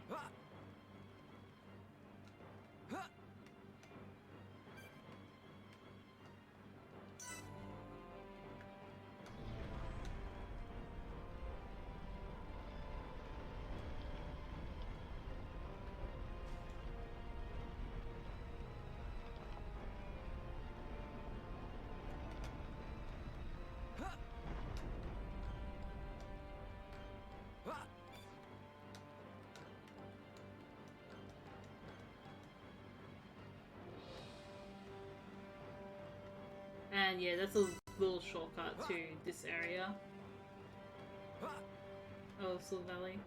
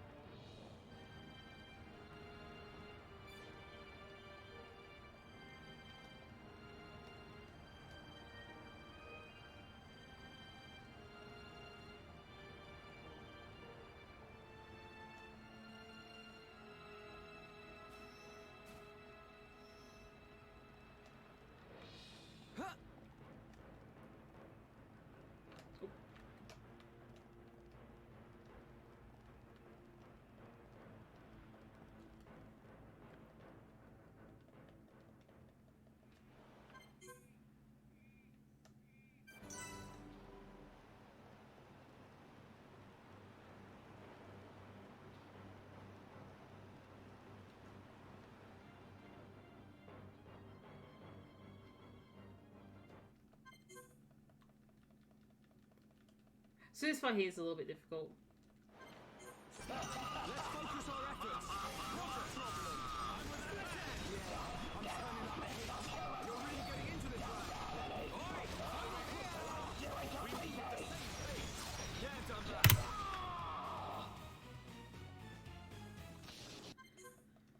that. It's a little bit difficult too fast, but made it through.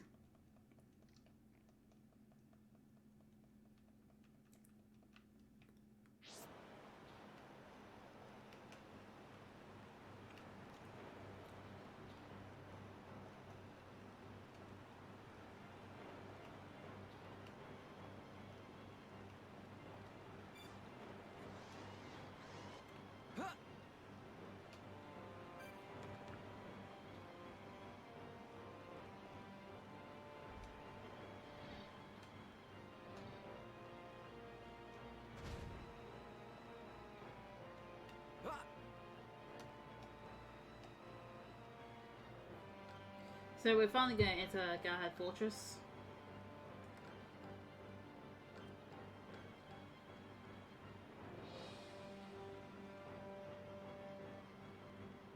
It's like a Mechon base.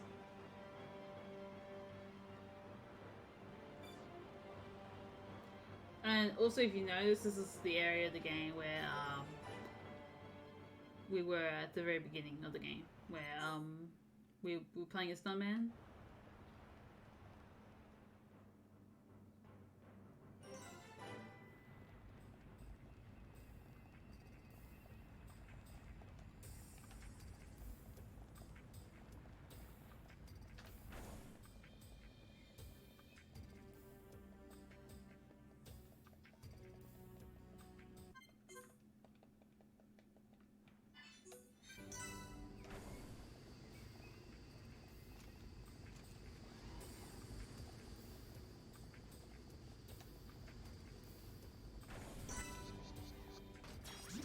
Oh, that was the wrong move.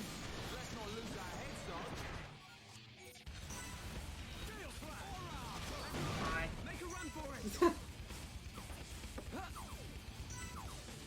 At least you get to hear mechanical rhythm.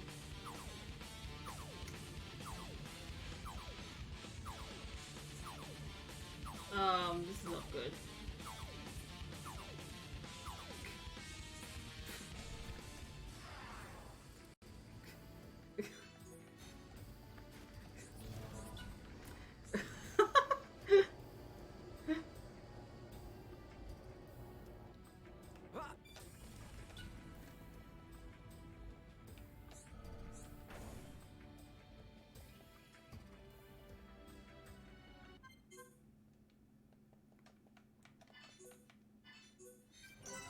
Right, so here it's a bit important to not activate the unique monster there.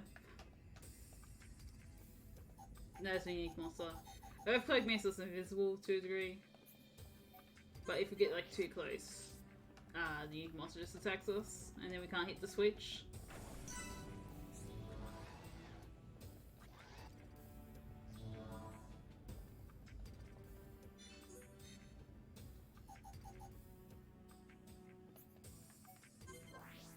But yeah, what I was supposed to do in that room was, I wasn't supposed to use Stream Edge, I was supposed to use backslash. So that was an awkward mistake. I was supposed to only like hit the Mechon that had the key. But it's fine. It's a marathon run.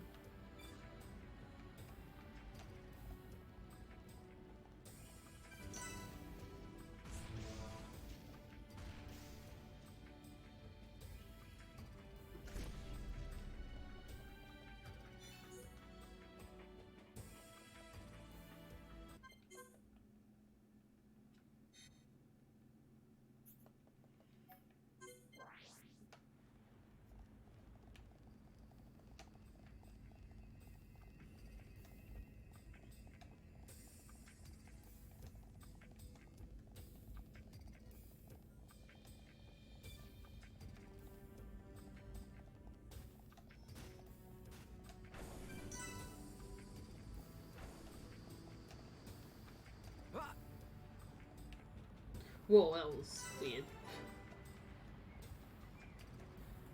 Also, you get too close. Yeah, you activate the unique monster there.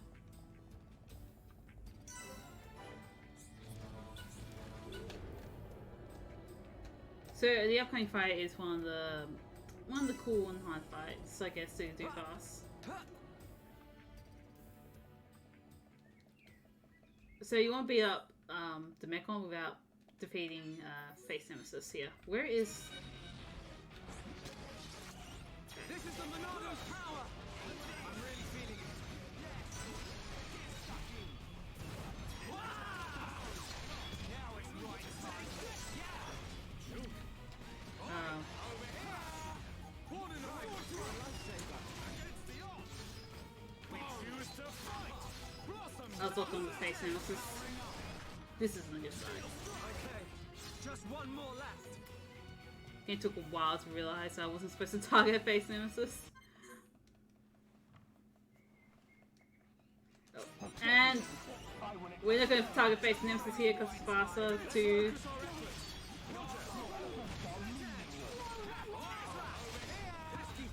Base here.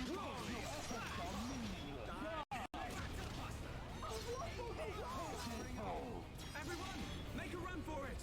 Did someone get toppled? I think someone did. Wow, that was the fastest I got that. Wow.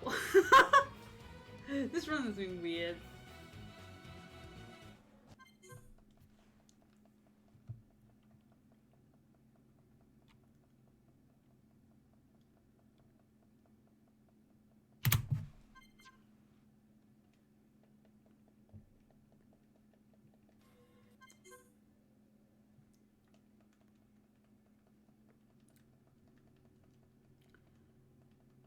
So we fall from Garden Fortress and down to the Fallen Arm, which, by the way, there is a super boss here.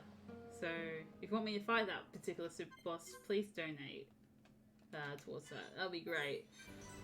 And we also need to stay hydrated because we're gonna give Fiora some water.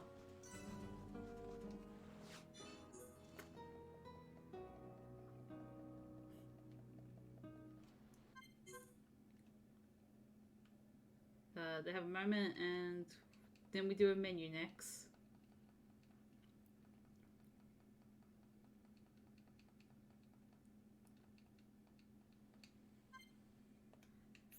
This is where you finally get rid of first attack plus for back attack. There we go. And then we equipped just 3 gems onto Fiora here. No. Not that one, though. We want another yellow gem on it. But basically what Fiora's going to be is she's going to be a really fast auto attacker. To be able to engage, to use her drones, which does a lot of damage to enemies.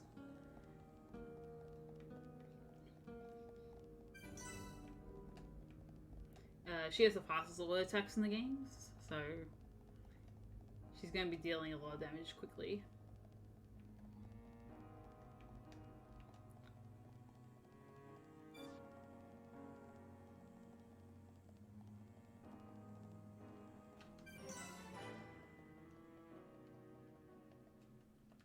So this fight is a little bit weird.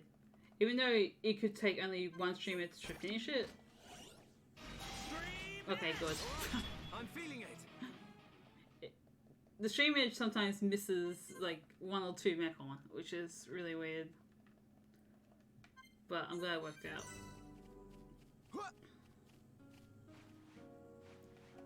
So now that I'm playing as Ryan. Yeah, thank you. This run has been a little bit weird. And some of it's due to the result of waking up early to do this run, but that's fine. It's been fun.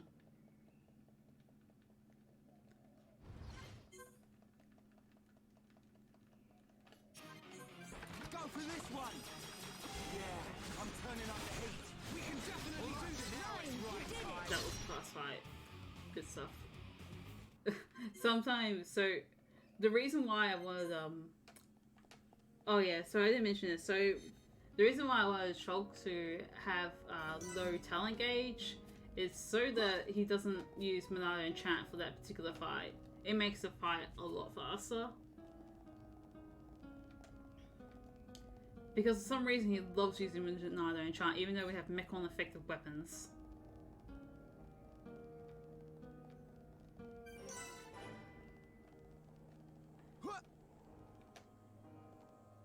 But yeah, I was gonna say for each illegal Ryan says that I'm gonna donate $5, but he hasn't said it yet, and that's sad. That's really sad. He needs to say it.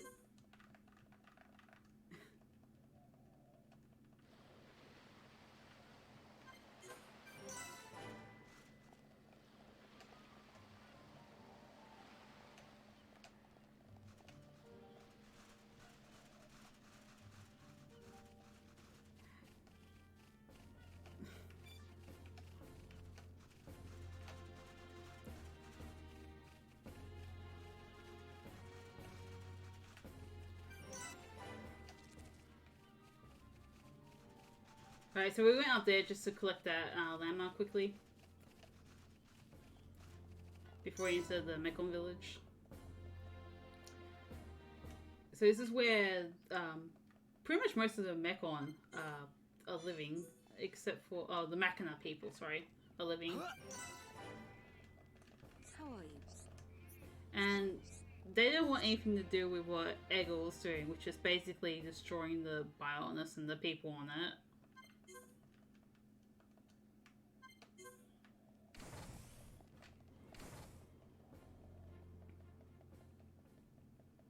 So he talks to the leader of the village, which happens to be Eggle's father. Eggle is currently like the main antagonist at the moment.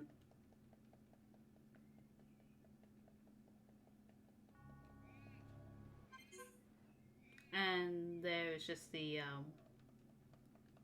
I can't remember what the group's called.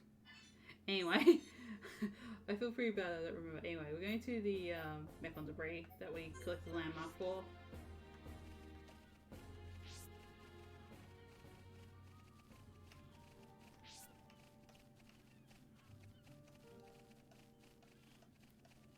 I'm going to collect the piezoelectric unit for Fiora. It's another red orb quest. So we have to collect the red orb.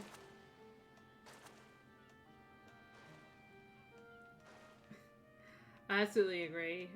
Shulk is not very smart as the AI in this game.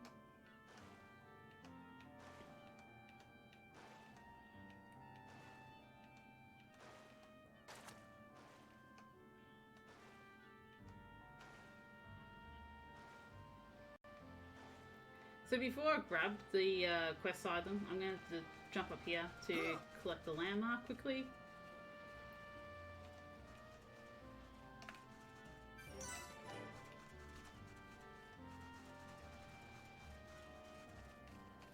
To save some walking distance, and also I should reach the piezoelectric unit before the unique monster gets there. Because of my walking speed with 50 Hertz.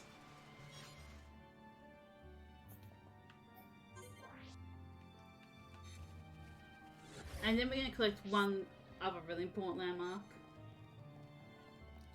before officially going back to Junks.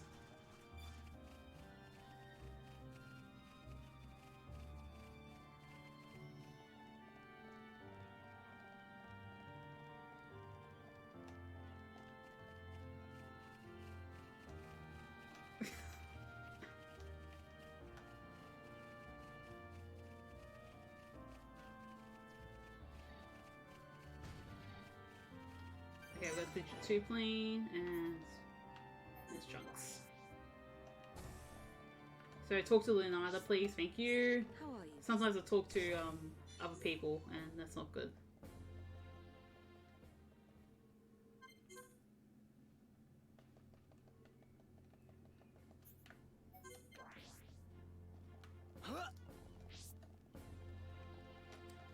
And here we just rest in the village after Fiora has got her new piezoelectric unit.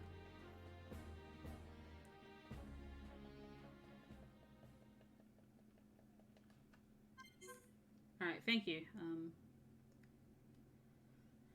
I hope the rest of the run goes well too, because there's one more difficult platforming part. Anyway.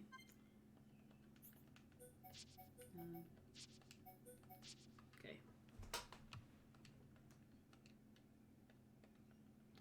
So I got the bulkhead key, and now we can just move on to Mekon's Field, which is the next area of the game.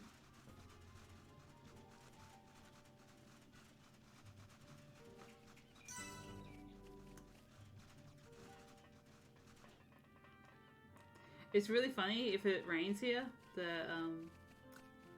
The forced weather when you get to like the when you get past the bulkhead here, just automatically turns into like shiny sunshine weather. It's really funny.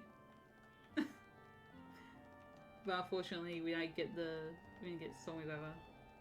So also here is another unintentional use of quick travel where we skip the animation to open the bulkhead, and that saves like 15 to 20 seconds, I think, which is nuts.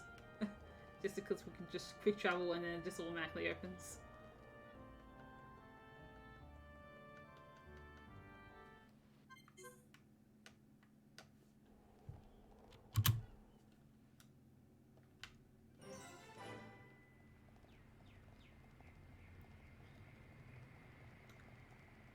So yeah, now we're in McConnell's Field. It's probably the best overworld music in the game, in my opinion. Although there's been like a lot of really chill music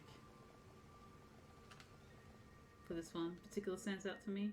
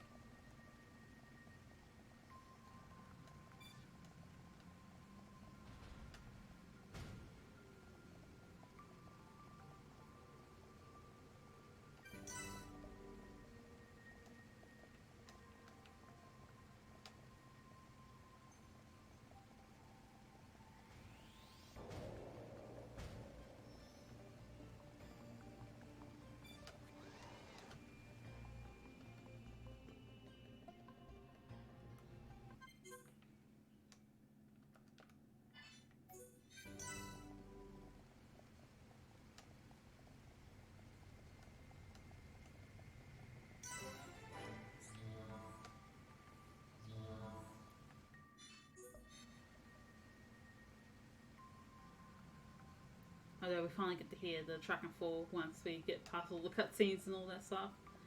Also, just a little bit of a warning, there might be a seizure-inducing camera right here.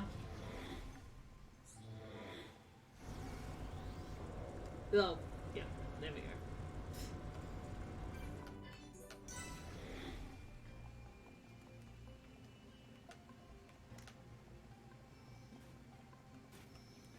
The camera does not like the elevator.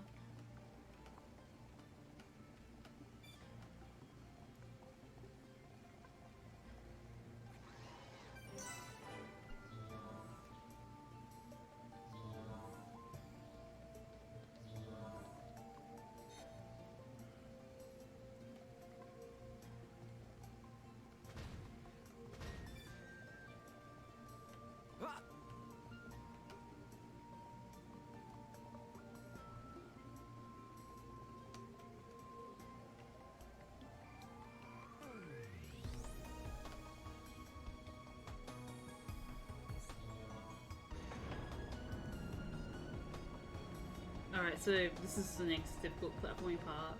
So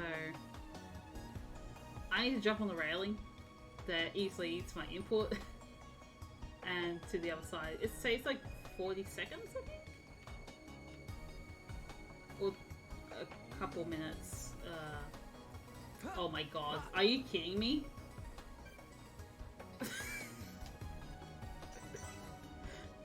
Wow.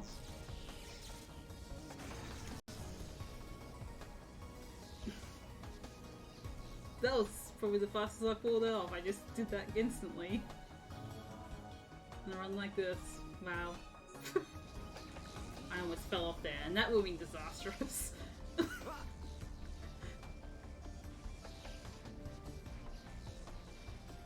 But let me tell you, that jump is a lot harder than I made it look.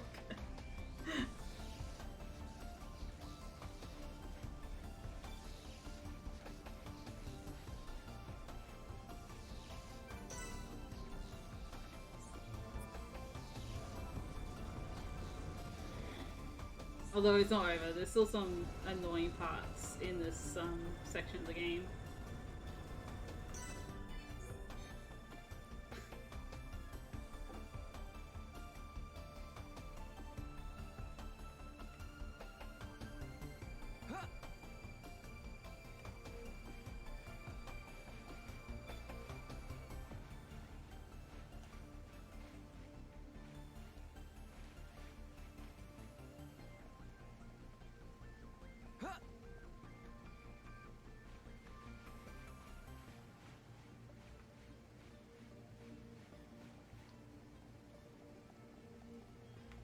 make sure I collect that landmark. If you go too far to the side, the landmark won't trigger. And I need that landmark.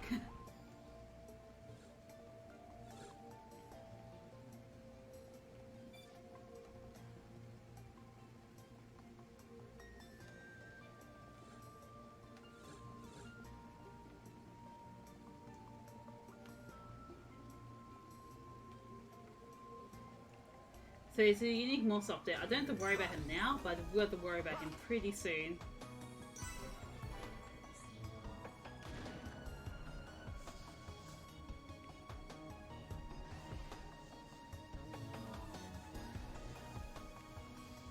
So I'm gonna go up here again, but this time I have to hit the switch, and it's right in front of the unique monster.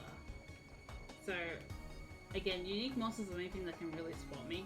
And Earthquake does help a little bit, but... Oh, I missed it! Oh no. Well...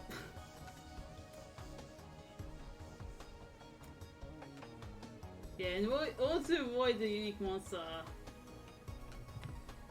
hit the switch. Yeah.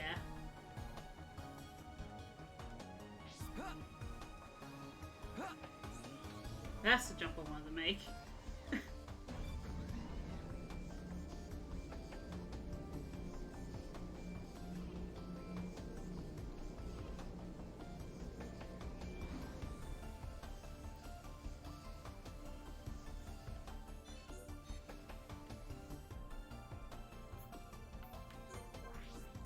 Goodness, I wonder how the cycles are gonna be.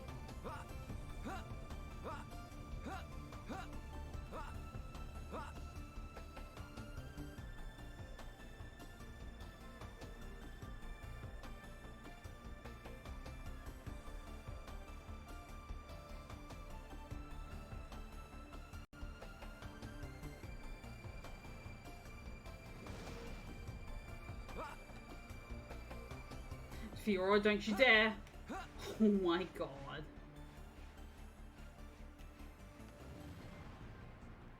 Now jump.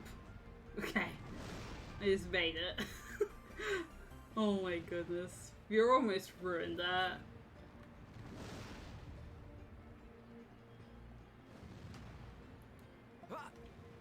Yeah, get off, me too.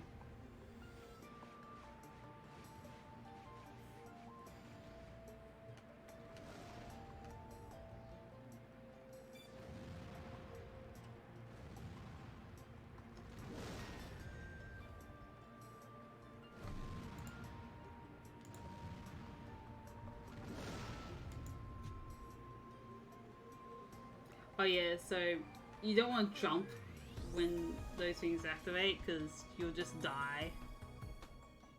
Because it's considers you jumping instead of just riding it.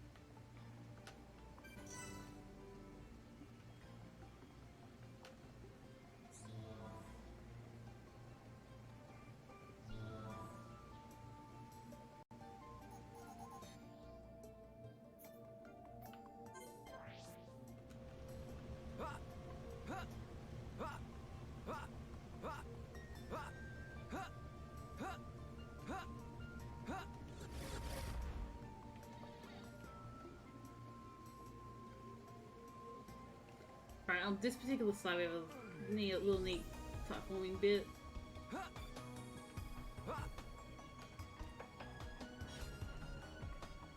Jump on top of this.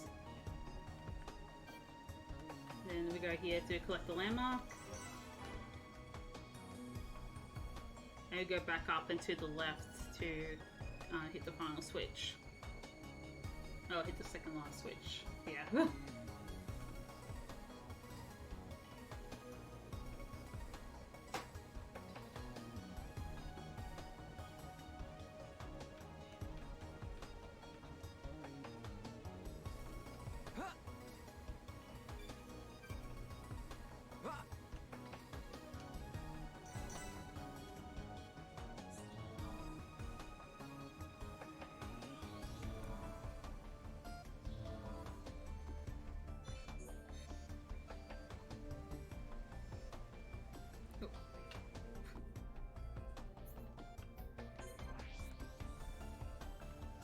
I was thinking, I did not lose a lot of time from that, and it's like, no, you did.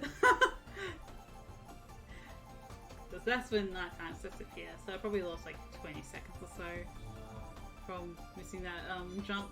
That's okay.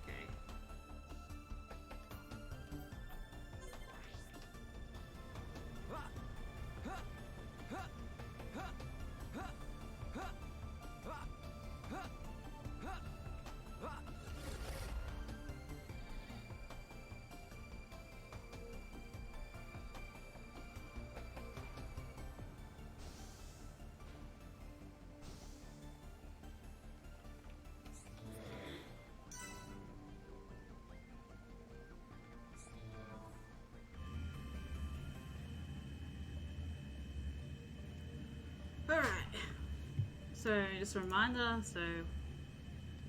this is a marathon to raise money for the Australian, the Bushfire relief with the bushfires that have been happening in New South Wales and Queensland. Many people and animals have been affected by this, and we need to support them, so every little bit counts. And we hope you have we hope you can donate.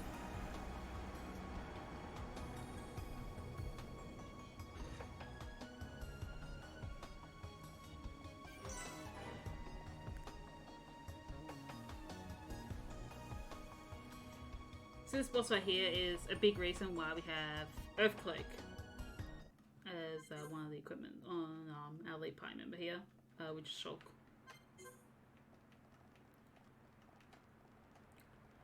So at the moment, the boss hasn't seen us yet, but he will once we get past a certain threshold,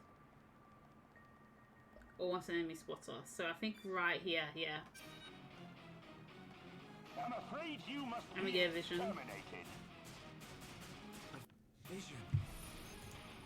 So this is what happens when you get a vision.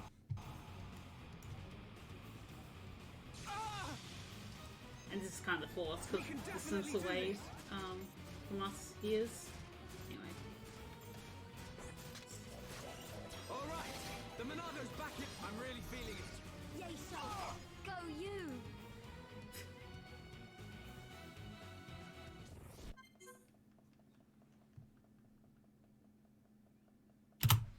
Ah!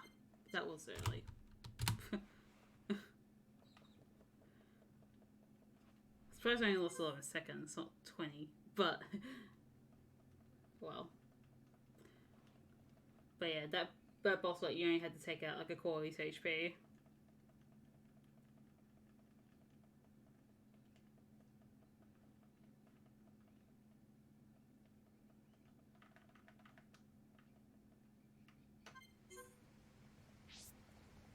So what's nice is they opened up this for us.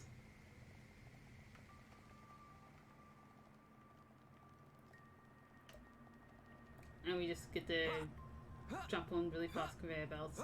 By the way, you might have noticed me jumping on these platforms. Yeah, it makes us go faster, because jumping, it makes us go slower normally. I'm gonna try this quickly. Okay. That did not work out.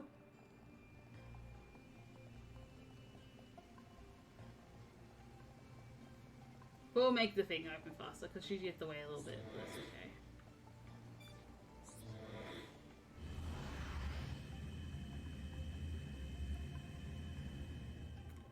So now in the central factory, this is the second big area of the Mechonis. And this is where they make all the face Mechon and the Mechon that we face in the game.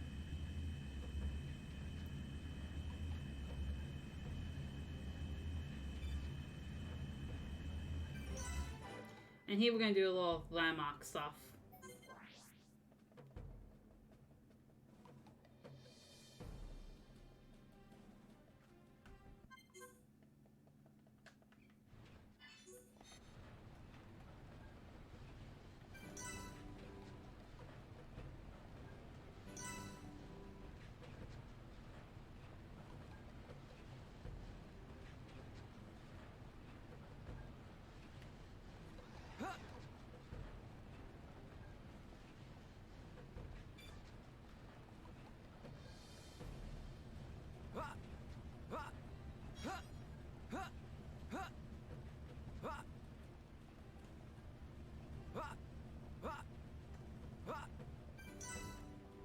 You need to be a little bit careful. Okay. I've had runs start to that where I don't grab on soon enough.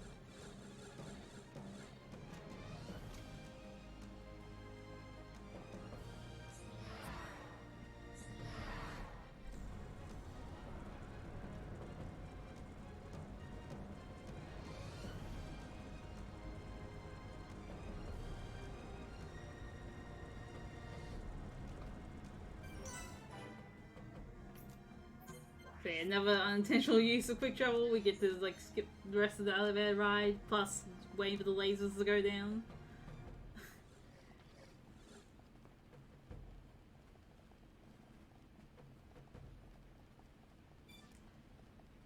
So here this vent leads us to further into the factory, but unfortunately it's closed off. But we could make a bomb to blow it up, so that's what we're doing. We're going to make it an explosive.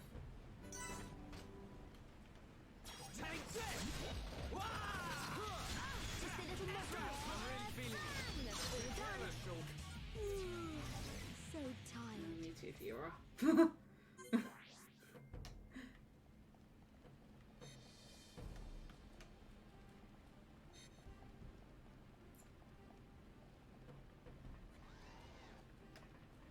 Oh, that's it, yeah. Okay. Just making sure things are right in me here. Victory is ours. Let's stay focused. Right, let's keep going.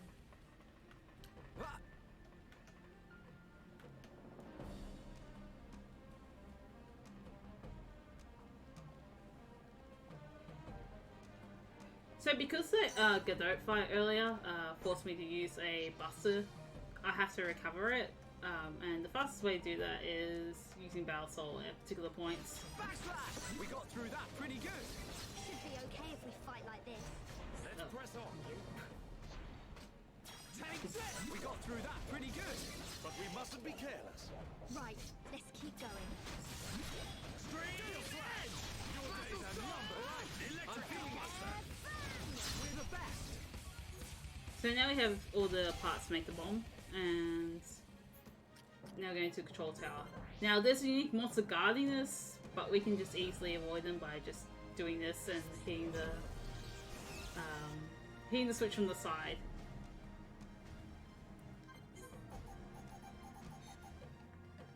Oh.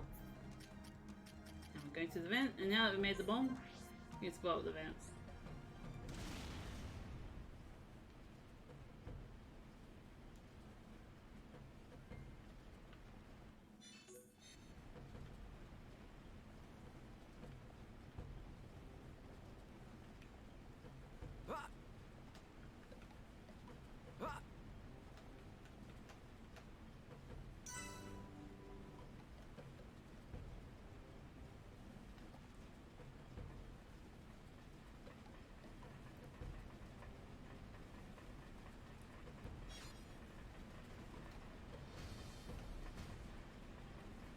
So he going to the left. For some reason, they kind of to the right a bit. Okay, going to the left just makes it easy to go through this area.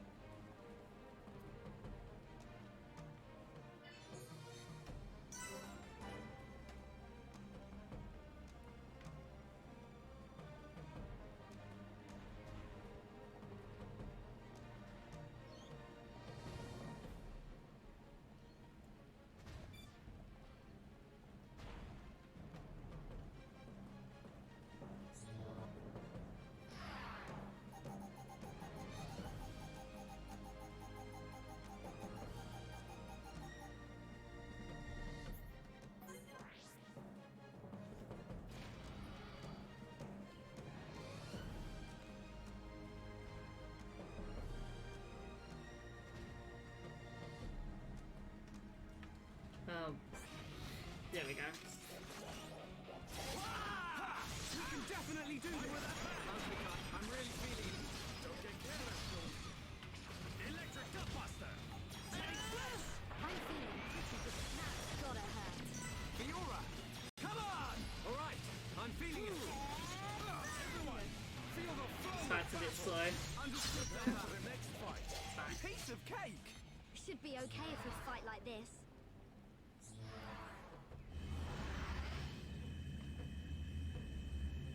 You final landmark warp to get past the lasers.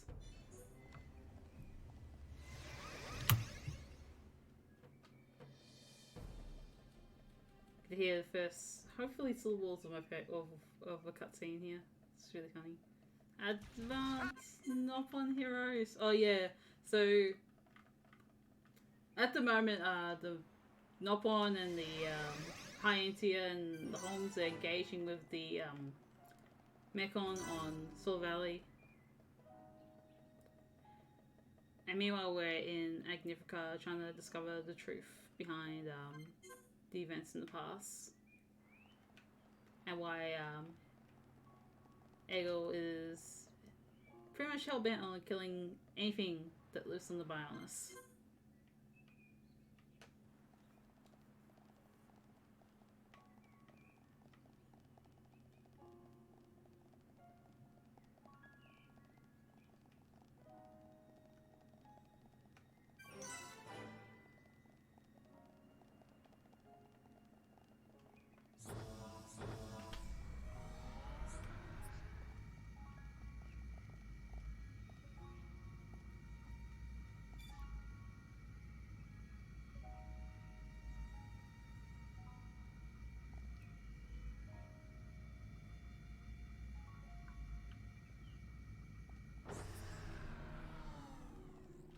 There you go.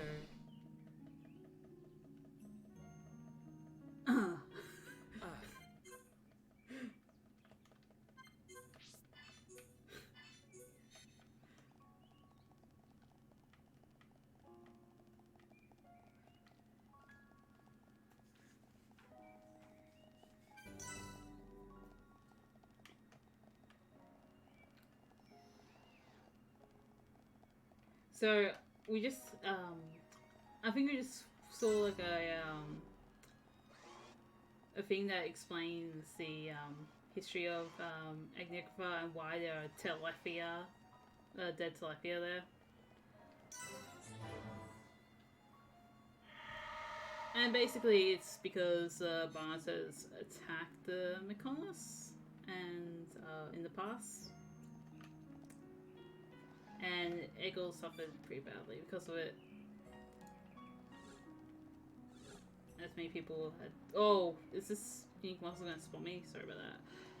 Oh, no, he didn't. Good.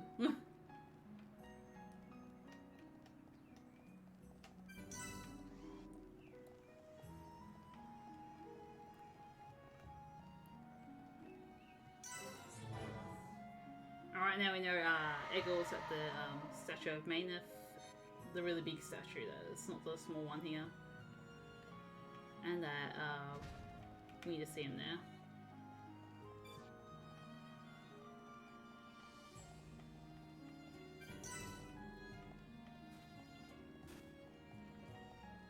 Oh, that you must have swallowed me. Okay.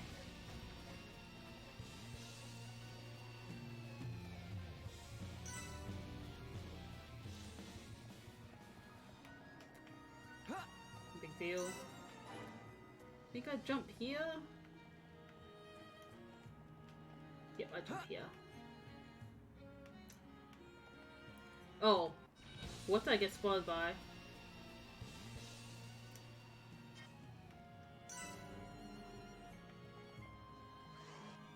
Oh, whoa.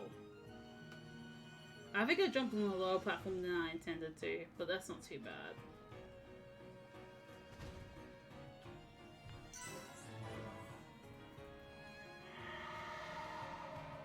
It's still the same tower.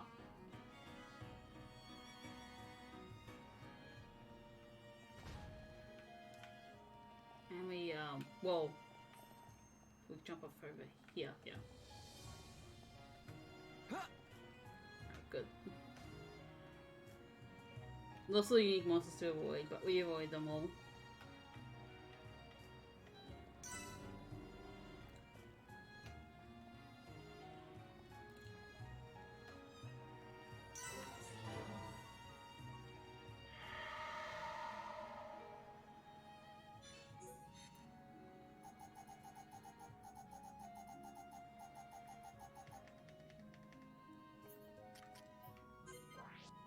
And now I have to take the elevator up again.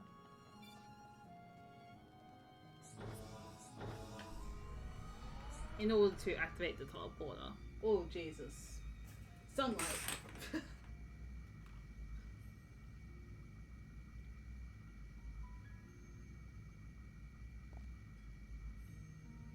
Not the sun. It's fine though.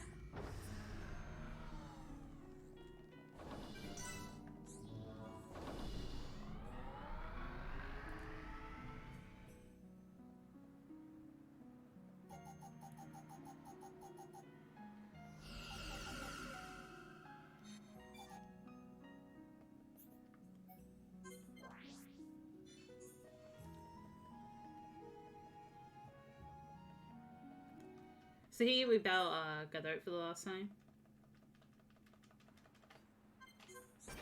Let's focus our efforts.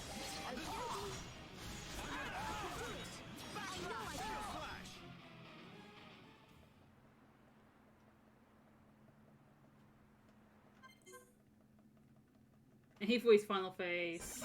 Let's focus our efforts. Reduce aggro, then we use Buster here. So he doesn't use a move that forces us to lock onto other enemies other than him. Which is why we use Buster as our final move.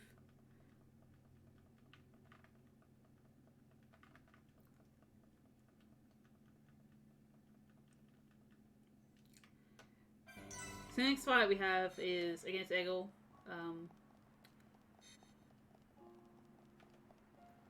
Even though we know the truth of what happened and we're now willing to negotiate with him, he's still mad at us, and in particular at Shulk for willing the Monado, and he's particularly aggressive towards Shulk during this fight. So I'm going to wait until aggro goes off me.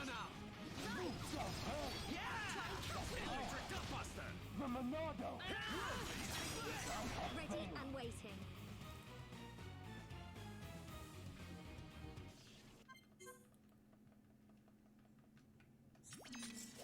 And here goes into his Mechon, which he claims is the strongest Mechon of all time, but that is not true, by the way.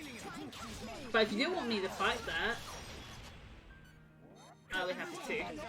If you donate towards it.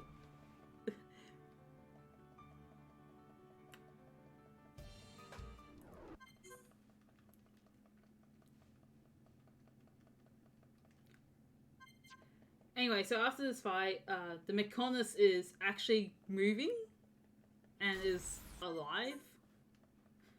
So before Eggle ends up destroying the Bionis with basically a planet, we gotta stop them.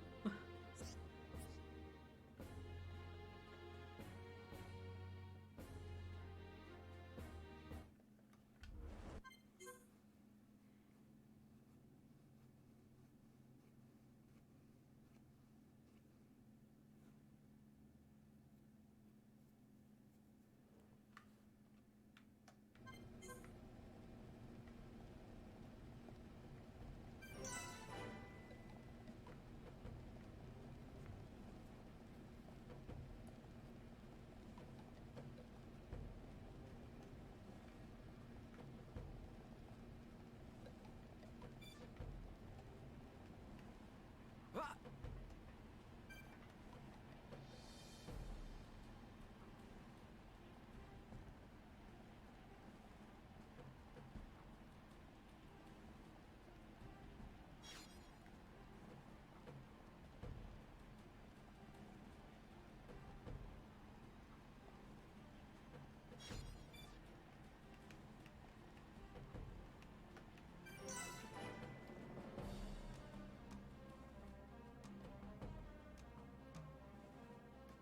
It's just...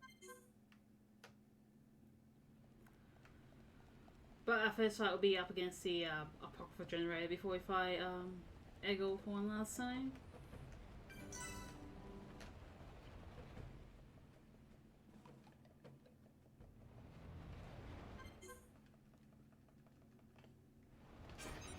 Let's focus our efforts. Understood. Thank you, Dunban. You're a All lifesaver. together now. Right. Alright, this should be Try and catch me. finished pretty quickly. That was weird. Definitely do this. No, wait, no, it isn't weird. Never mind. I just did my damage, and that was it. Anyway, so this next fight is very finicky. So the idea is, so he doesn't activate his extra attacks, but it's pretty precise and weird, and this is a very RNG heavy fight. Let's focus our efforts. Roger. I'm really feeling it. Ready, no sulk. Go you. So I want them to come towards me, Let's focus our efforts. and I come back. Let's focus our efforts. Okay, so I didn't skip that attack. I wanted to skip these models because we hit his HP barrier. We're not doing any more damage to him until the next phase of the fight happens. Also, you can see the Mechonis moving in the background. It's really cool as we fight them. Glad you're around. Almost there. And yeah, so this is our next objective.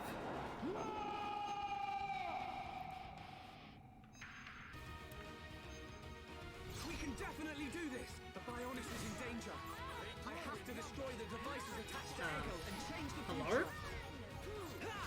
More enemies. Fiora. Who there?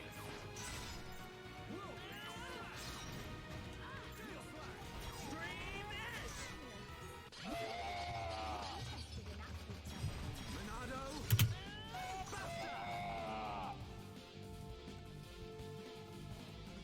So we did Eggle, but now a big enemy has shown itself up. So lots of stuff happens in the next couple of cutscenes. This battle is mine, Maynard. And now Zanza is revived. I'm feeling pretty good. Is that all you've got? Mode B. Is that all you've got?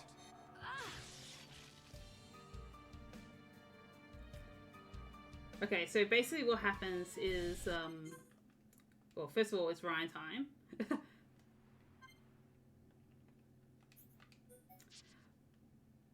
But yeah, so Dixon shoots Shulk after Eggle finally stops fighting and because he shoots Shulk, Sansa comes out of him, and then ends up making the violence move, and then oh jeez, and basically turning the Telethia, turning the Hyantia into Telethia.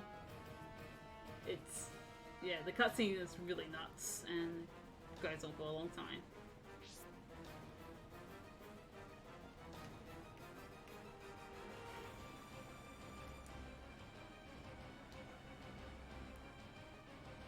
And now the Mykonos is about to basically be destroyed. So we gotta get off it. So the reason why now we're playing as Ryan instead of Shulk is because he just outputs a lot more damage. We don't have to rely on Shulk's faster animations anymore at this point. Because Shulk's damage is not as great as Ryan's. Especially with the combination of gems we put on.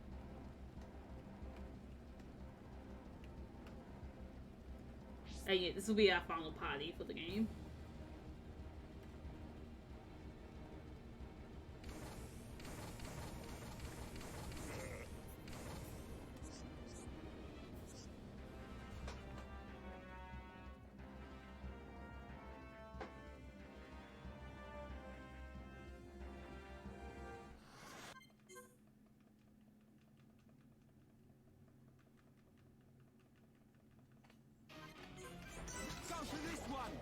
So in order to make this fight go fast, we have to get it to half HP straight away, and then regenerate our talent gauge. And once that's done, we chill in this corner until the game says, okay, you can use HP barrier and then you can go.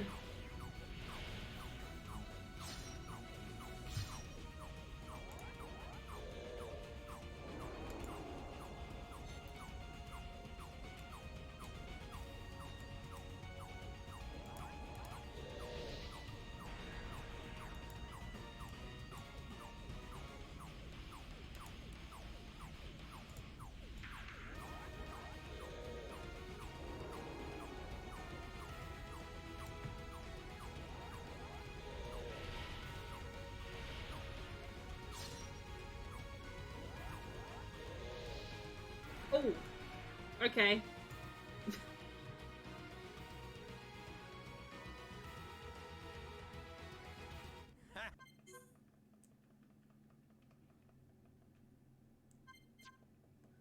I was a little bit worried for a second, but we're good.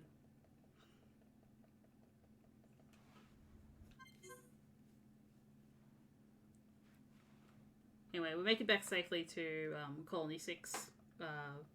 Thanks to Kalian sacrifice, and now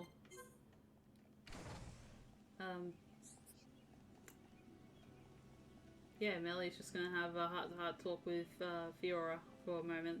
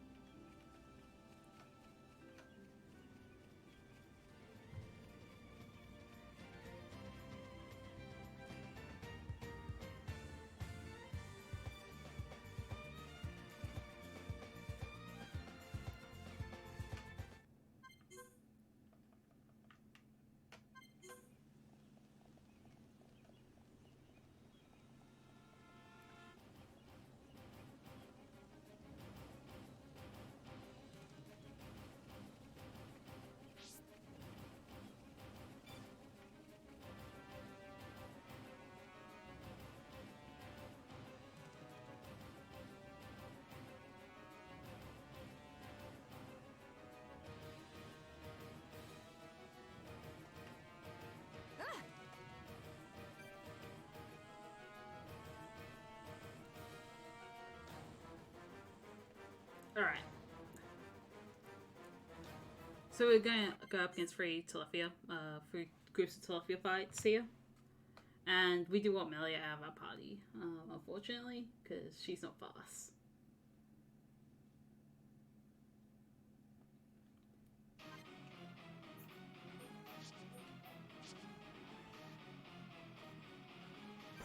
Go for this one! Understood.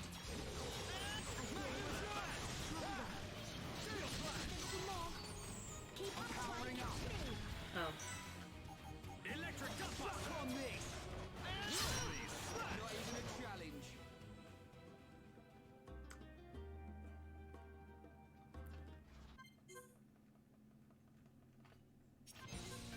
Go for this one! Okey-dokey. Alright, now it's right time. That guy, he would not... the aggro would not go off me. That's unfortunate.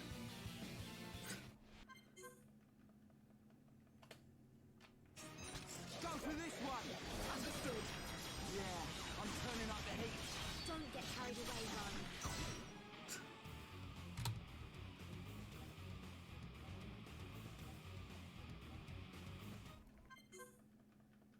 Go. No alley up still. No wonder why this run isn't blessed.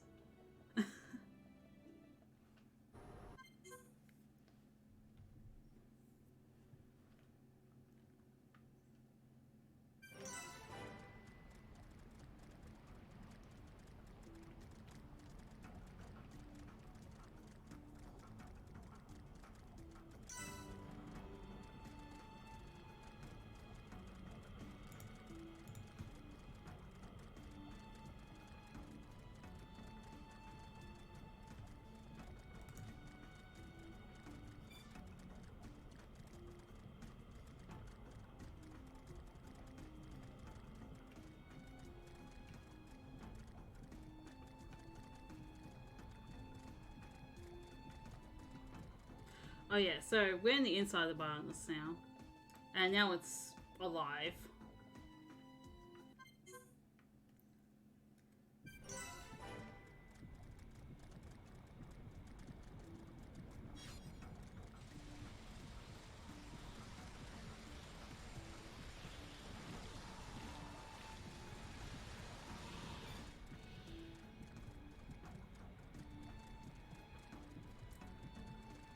Okay, good, he won't push me off the edge here.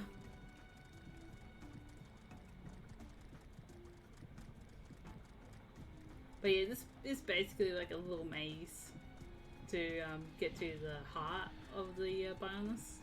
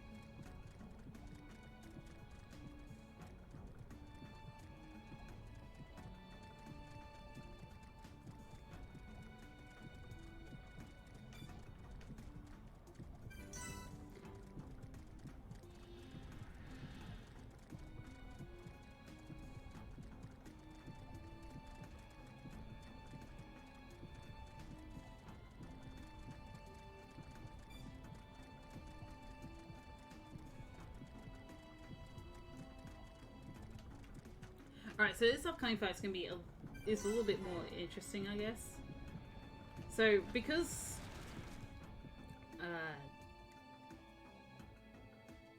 I generated enough talent gauge to fill my thing up, I can just use Magnum Charge with Aura Burst here.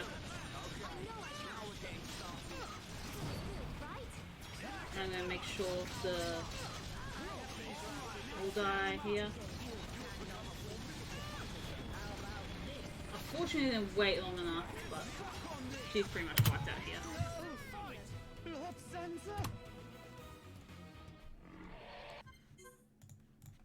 And now we get to go to the one of the last areas of the game. We get to go back to Prison Islands.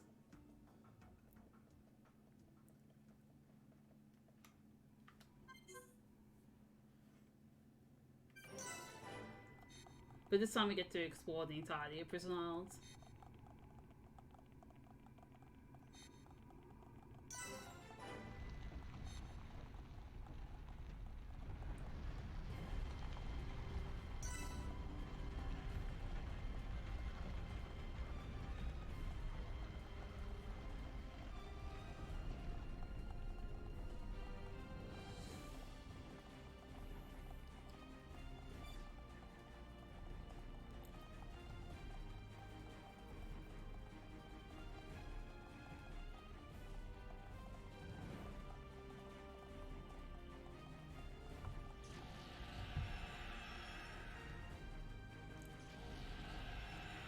Again, if you want me to fight as a boss, just donate and tell, and mention in the comment what Civ boss you want me to fight. So there's Bizargus, Avalanche Albacea, Despotic Garson, Ancient Delat, and Ancient Daedala.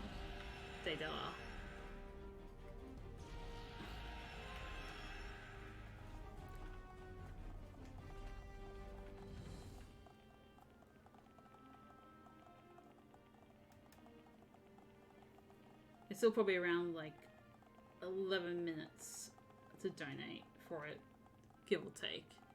Go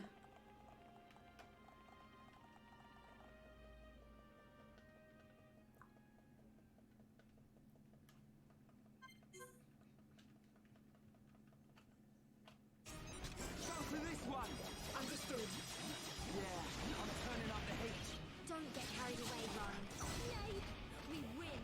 But we mustn't be careless. Good thing I'm here. No? Anyone? Oh. That's what I'm supposed to do. Oh, I need to get around. You're a lifesaver. Feel the flow of battle. Yeah, no one's gonna stop us, Dunban. Dive, go back. Nothing like a good fight. Let's press on and on and on. Alright, so Dixon is now testing us and yeah, fighting these enemies and also getting back to where we are. It's a bit convoluted how it works, but basically we need an elevator to be up and we need to get to the elevator back up as he took the as he's up on the throne. Anyway.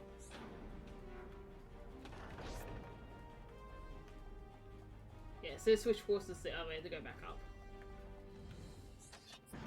And oh, almost missed that.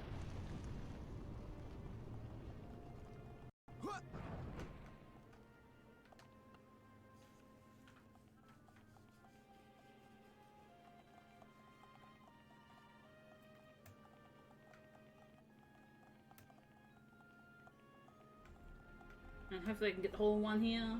Oh yeah. That's an alley-oop. That's $5. Nice.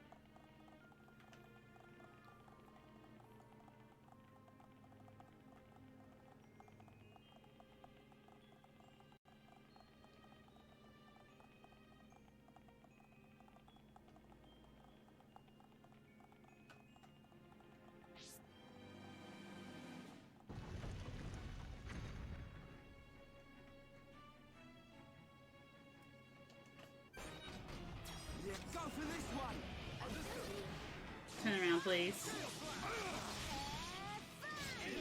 Thank you.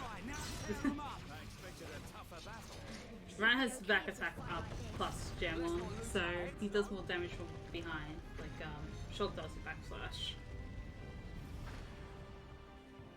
But instead of just backslash, it affects like all of Ryan's attacks. So, oh, whoa, camera.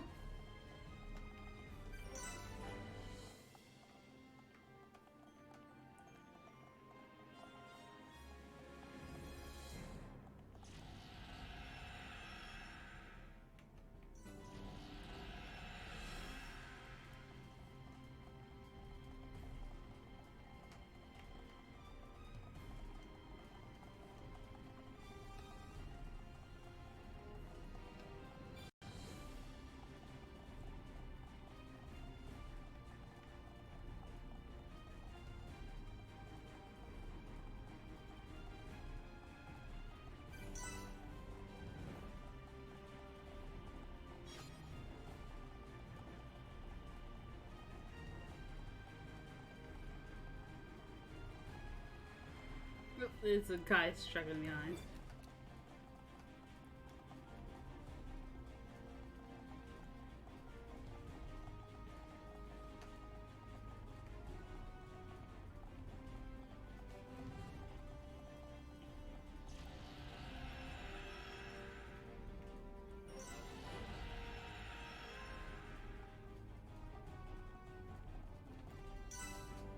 So now this final part of Prison Island, we have to summon the dragon. Also, I was not supposed to do that. I was supposed to go to the side of the cathedral. Whoops.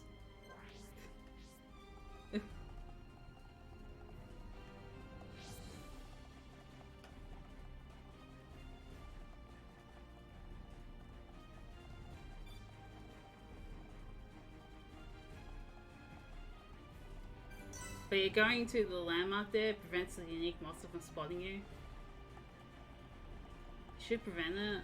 I hope he doesn't spot me for now, because I activated that layer. Good. Okay. But yeah, it prevents the unique monster from spotting you and causes less problems climbing up here.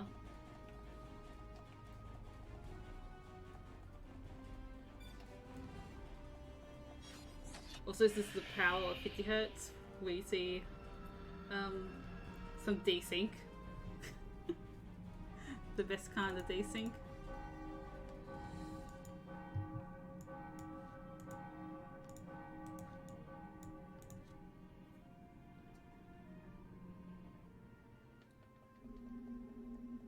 And now there's a dragon.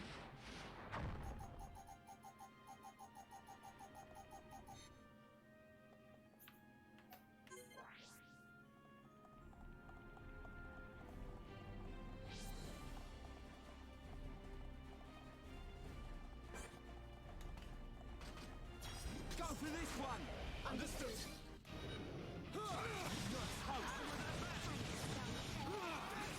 Wow, that was fast.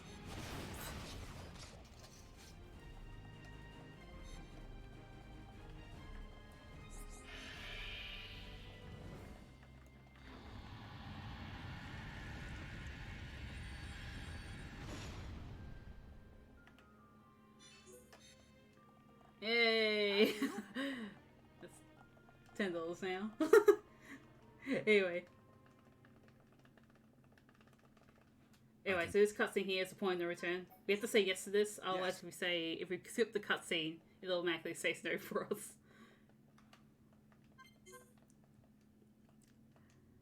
But yeah, point of no return. We have 2 more bosses to fight. Both of them have multiple phases.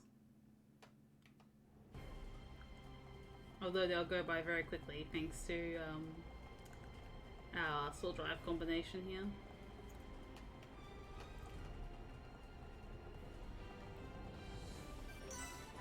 Anyway.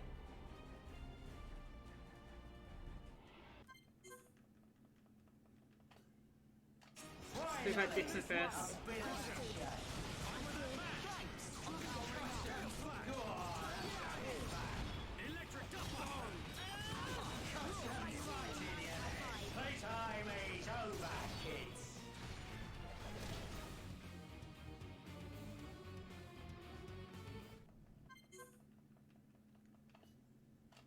Oh, this is awkward.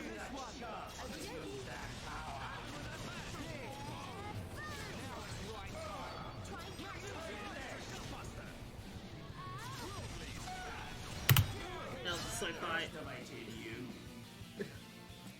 Anyway, so we're in the final area of the game.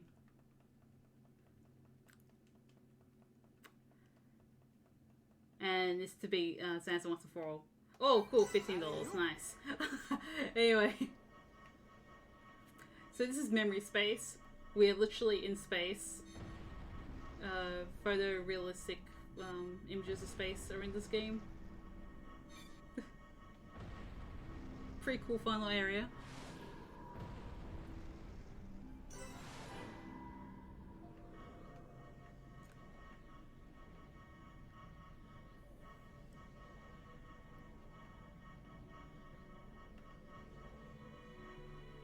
But yeah, if you want to donate for a super boss that you want me to fight, absolutely donate now. Because the end of the run's coming up.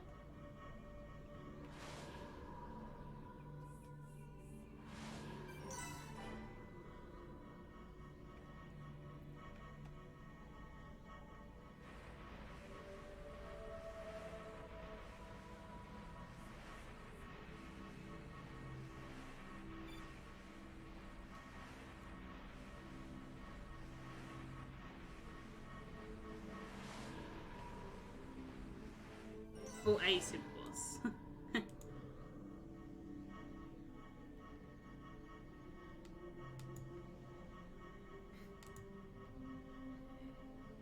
Here is $5, K Kerna from 0x.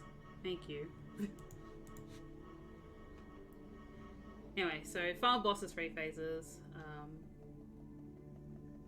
Time will be on the final hit of the 3rd phase. I shall wipe you from this world and bring forth this demise! It's not possible! How can you read my movement? Please! I know I can.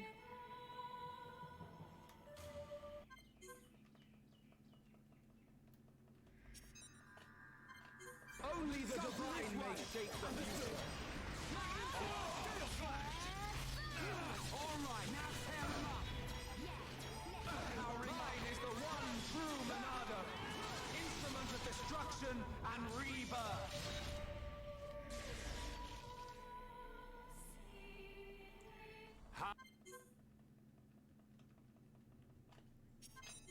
Your existence cannot be permitted. I will destroy you.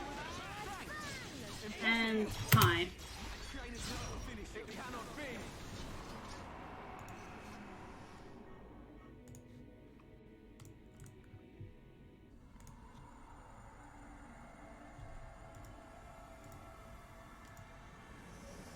Alright. The power Oh, of God cannot be no one donated for a super boss. Dang. This is the providence of the world. Even gods are merely beings restricted to the limited power determined by providence. That power, although great, is not unlimited. That voice. Oh well. Albus! How dare you Anyway, disobey me? I am thank you for Monado. having me on this. I was here at the beginning, and I will proclaim Make sure you continue to support this marathon. We are raising money for people affected by the recent It is bushfires time that have been for you to happening. choose. Does this world to belong give to them, Zanza, or does it belong to you? You know, That relief is and something support that they need, I decided both to long ago. humans and the wildlife. So, yeah. Wow, we got Xentractor with $53 donation. He just says huzzah. Today, we use our power to fell a god, and then seize our destiny.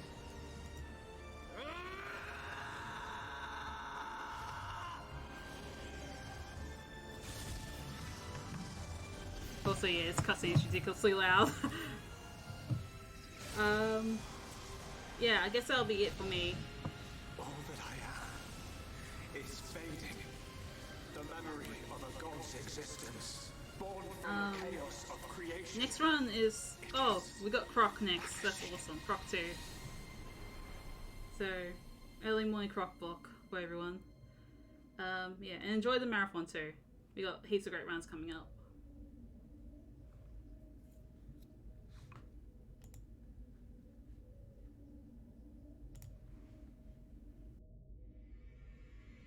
Where am I? This is my home. Your home? Let's begin the experiment. Whose voice was that? It is Zanza,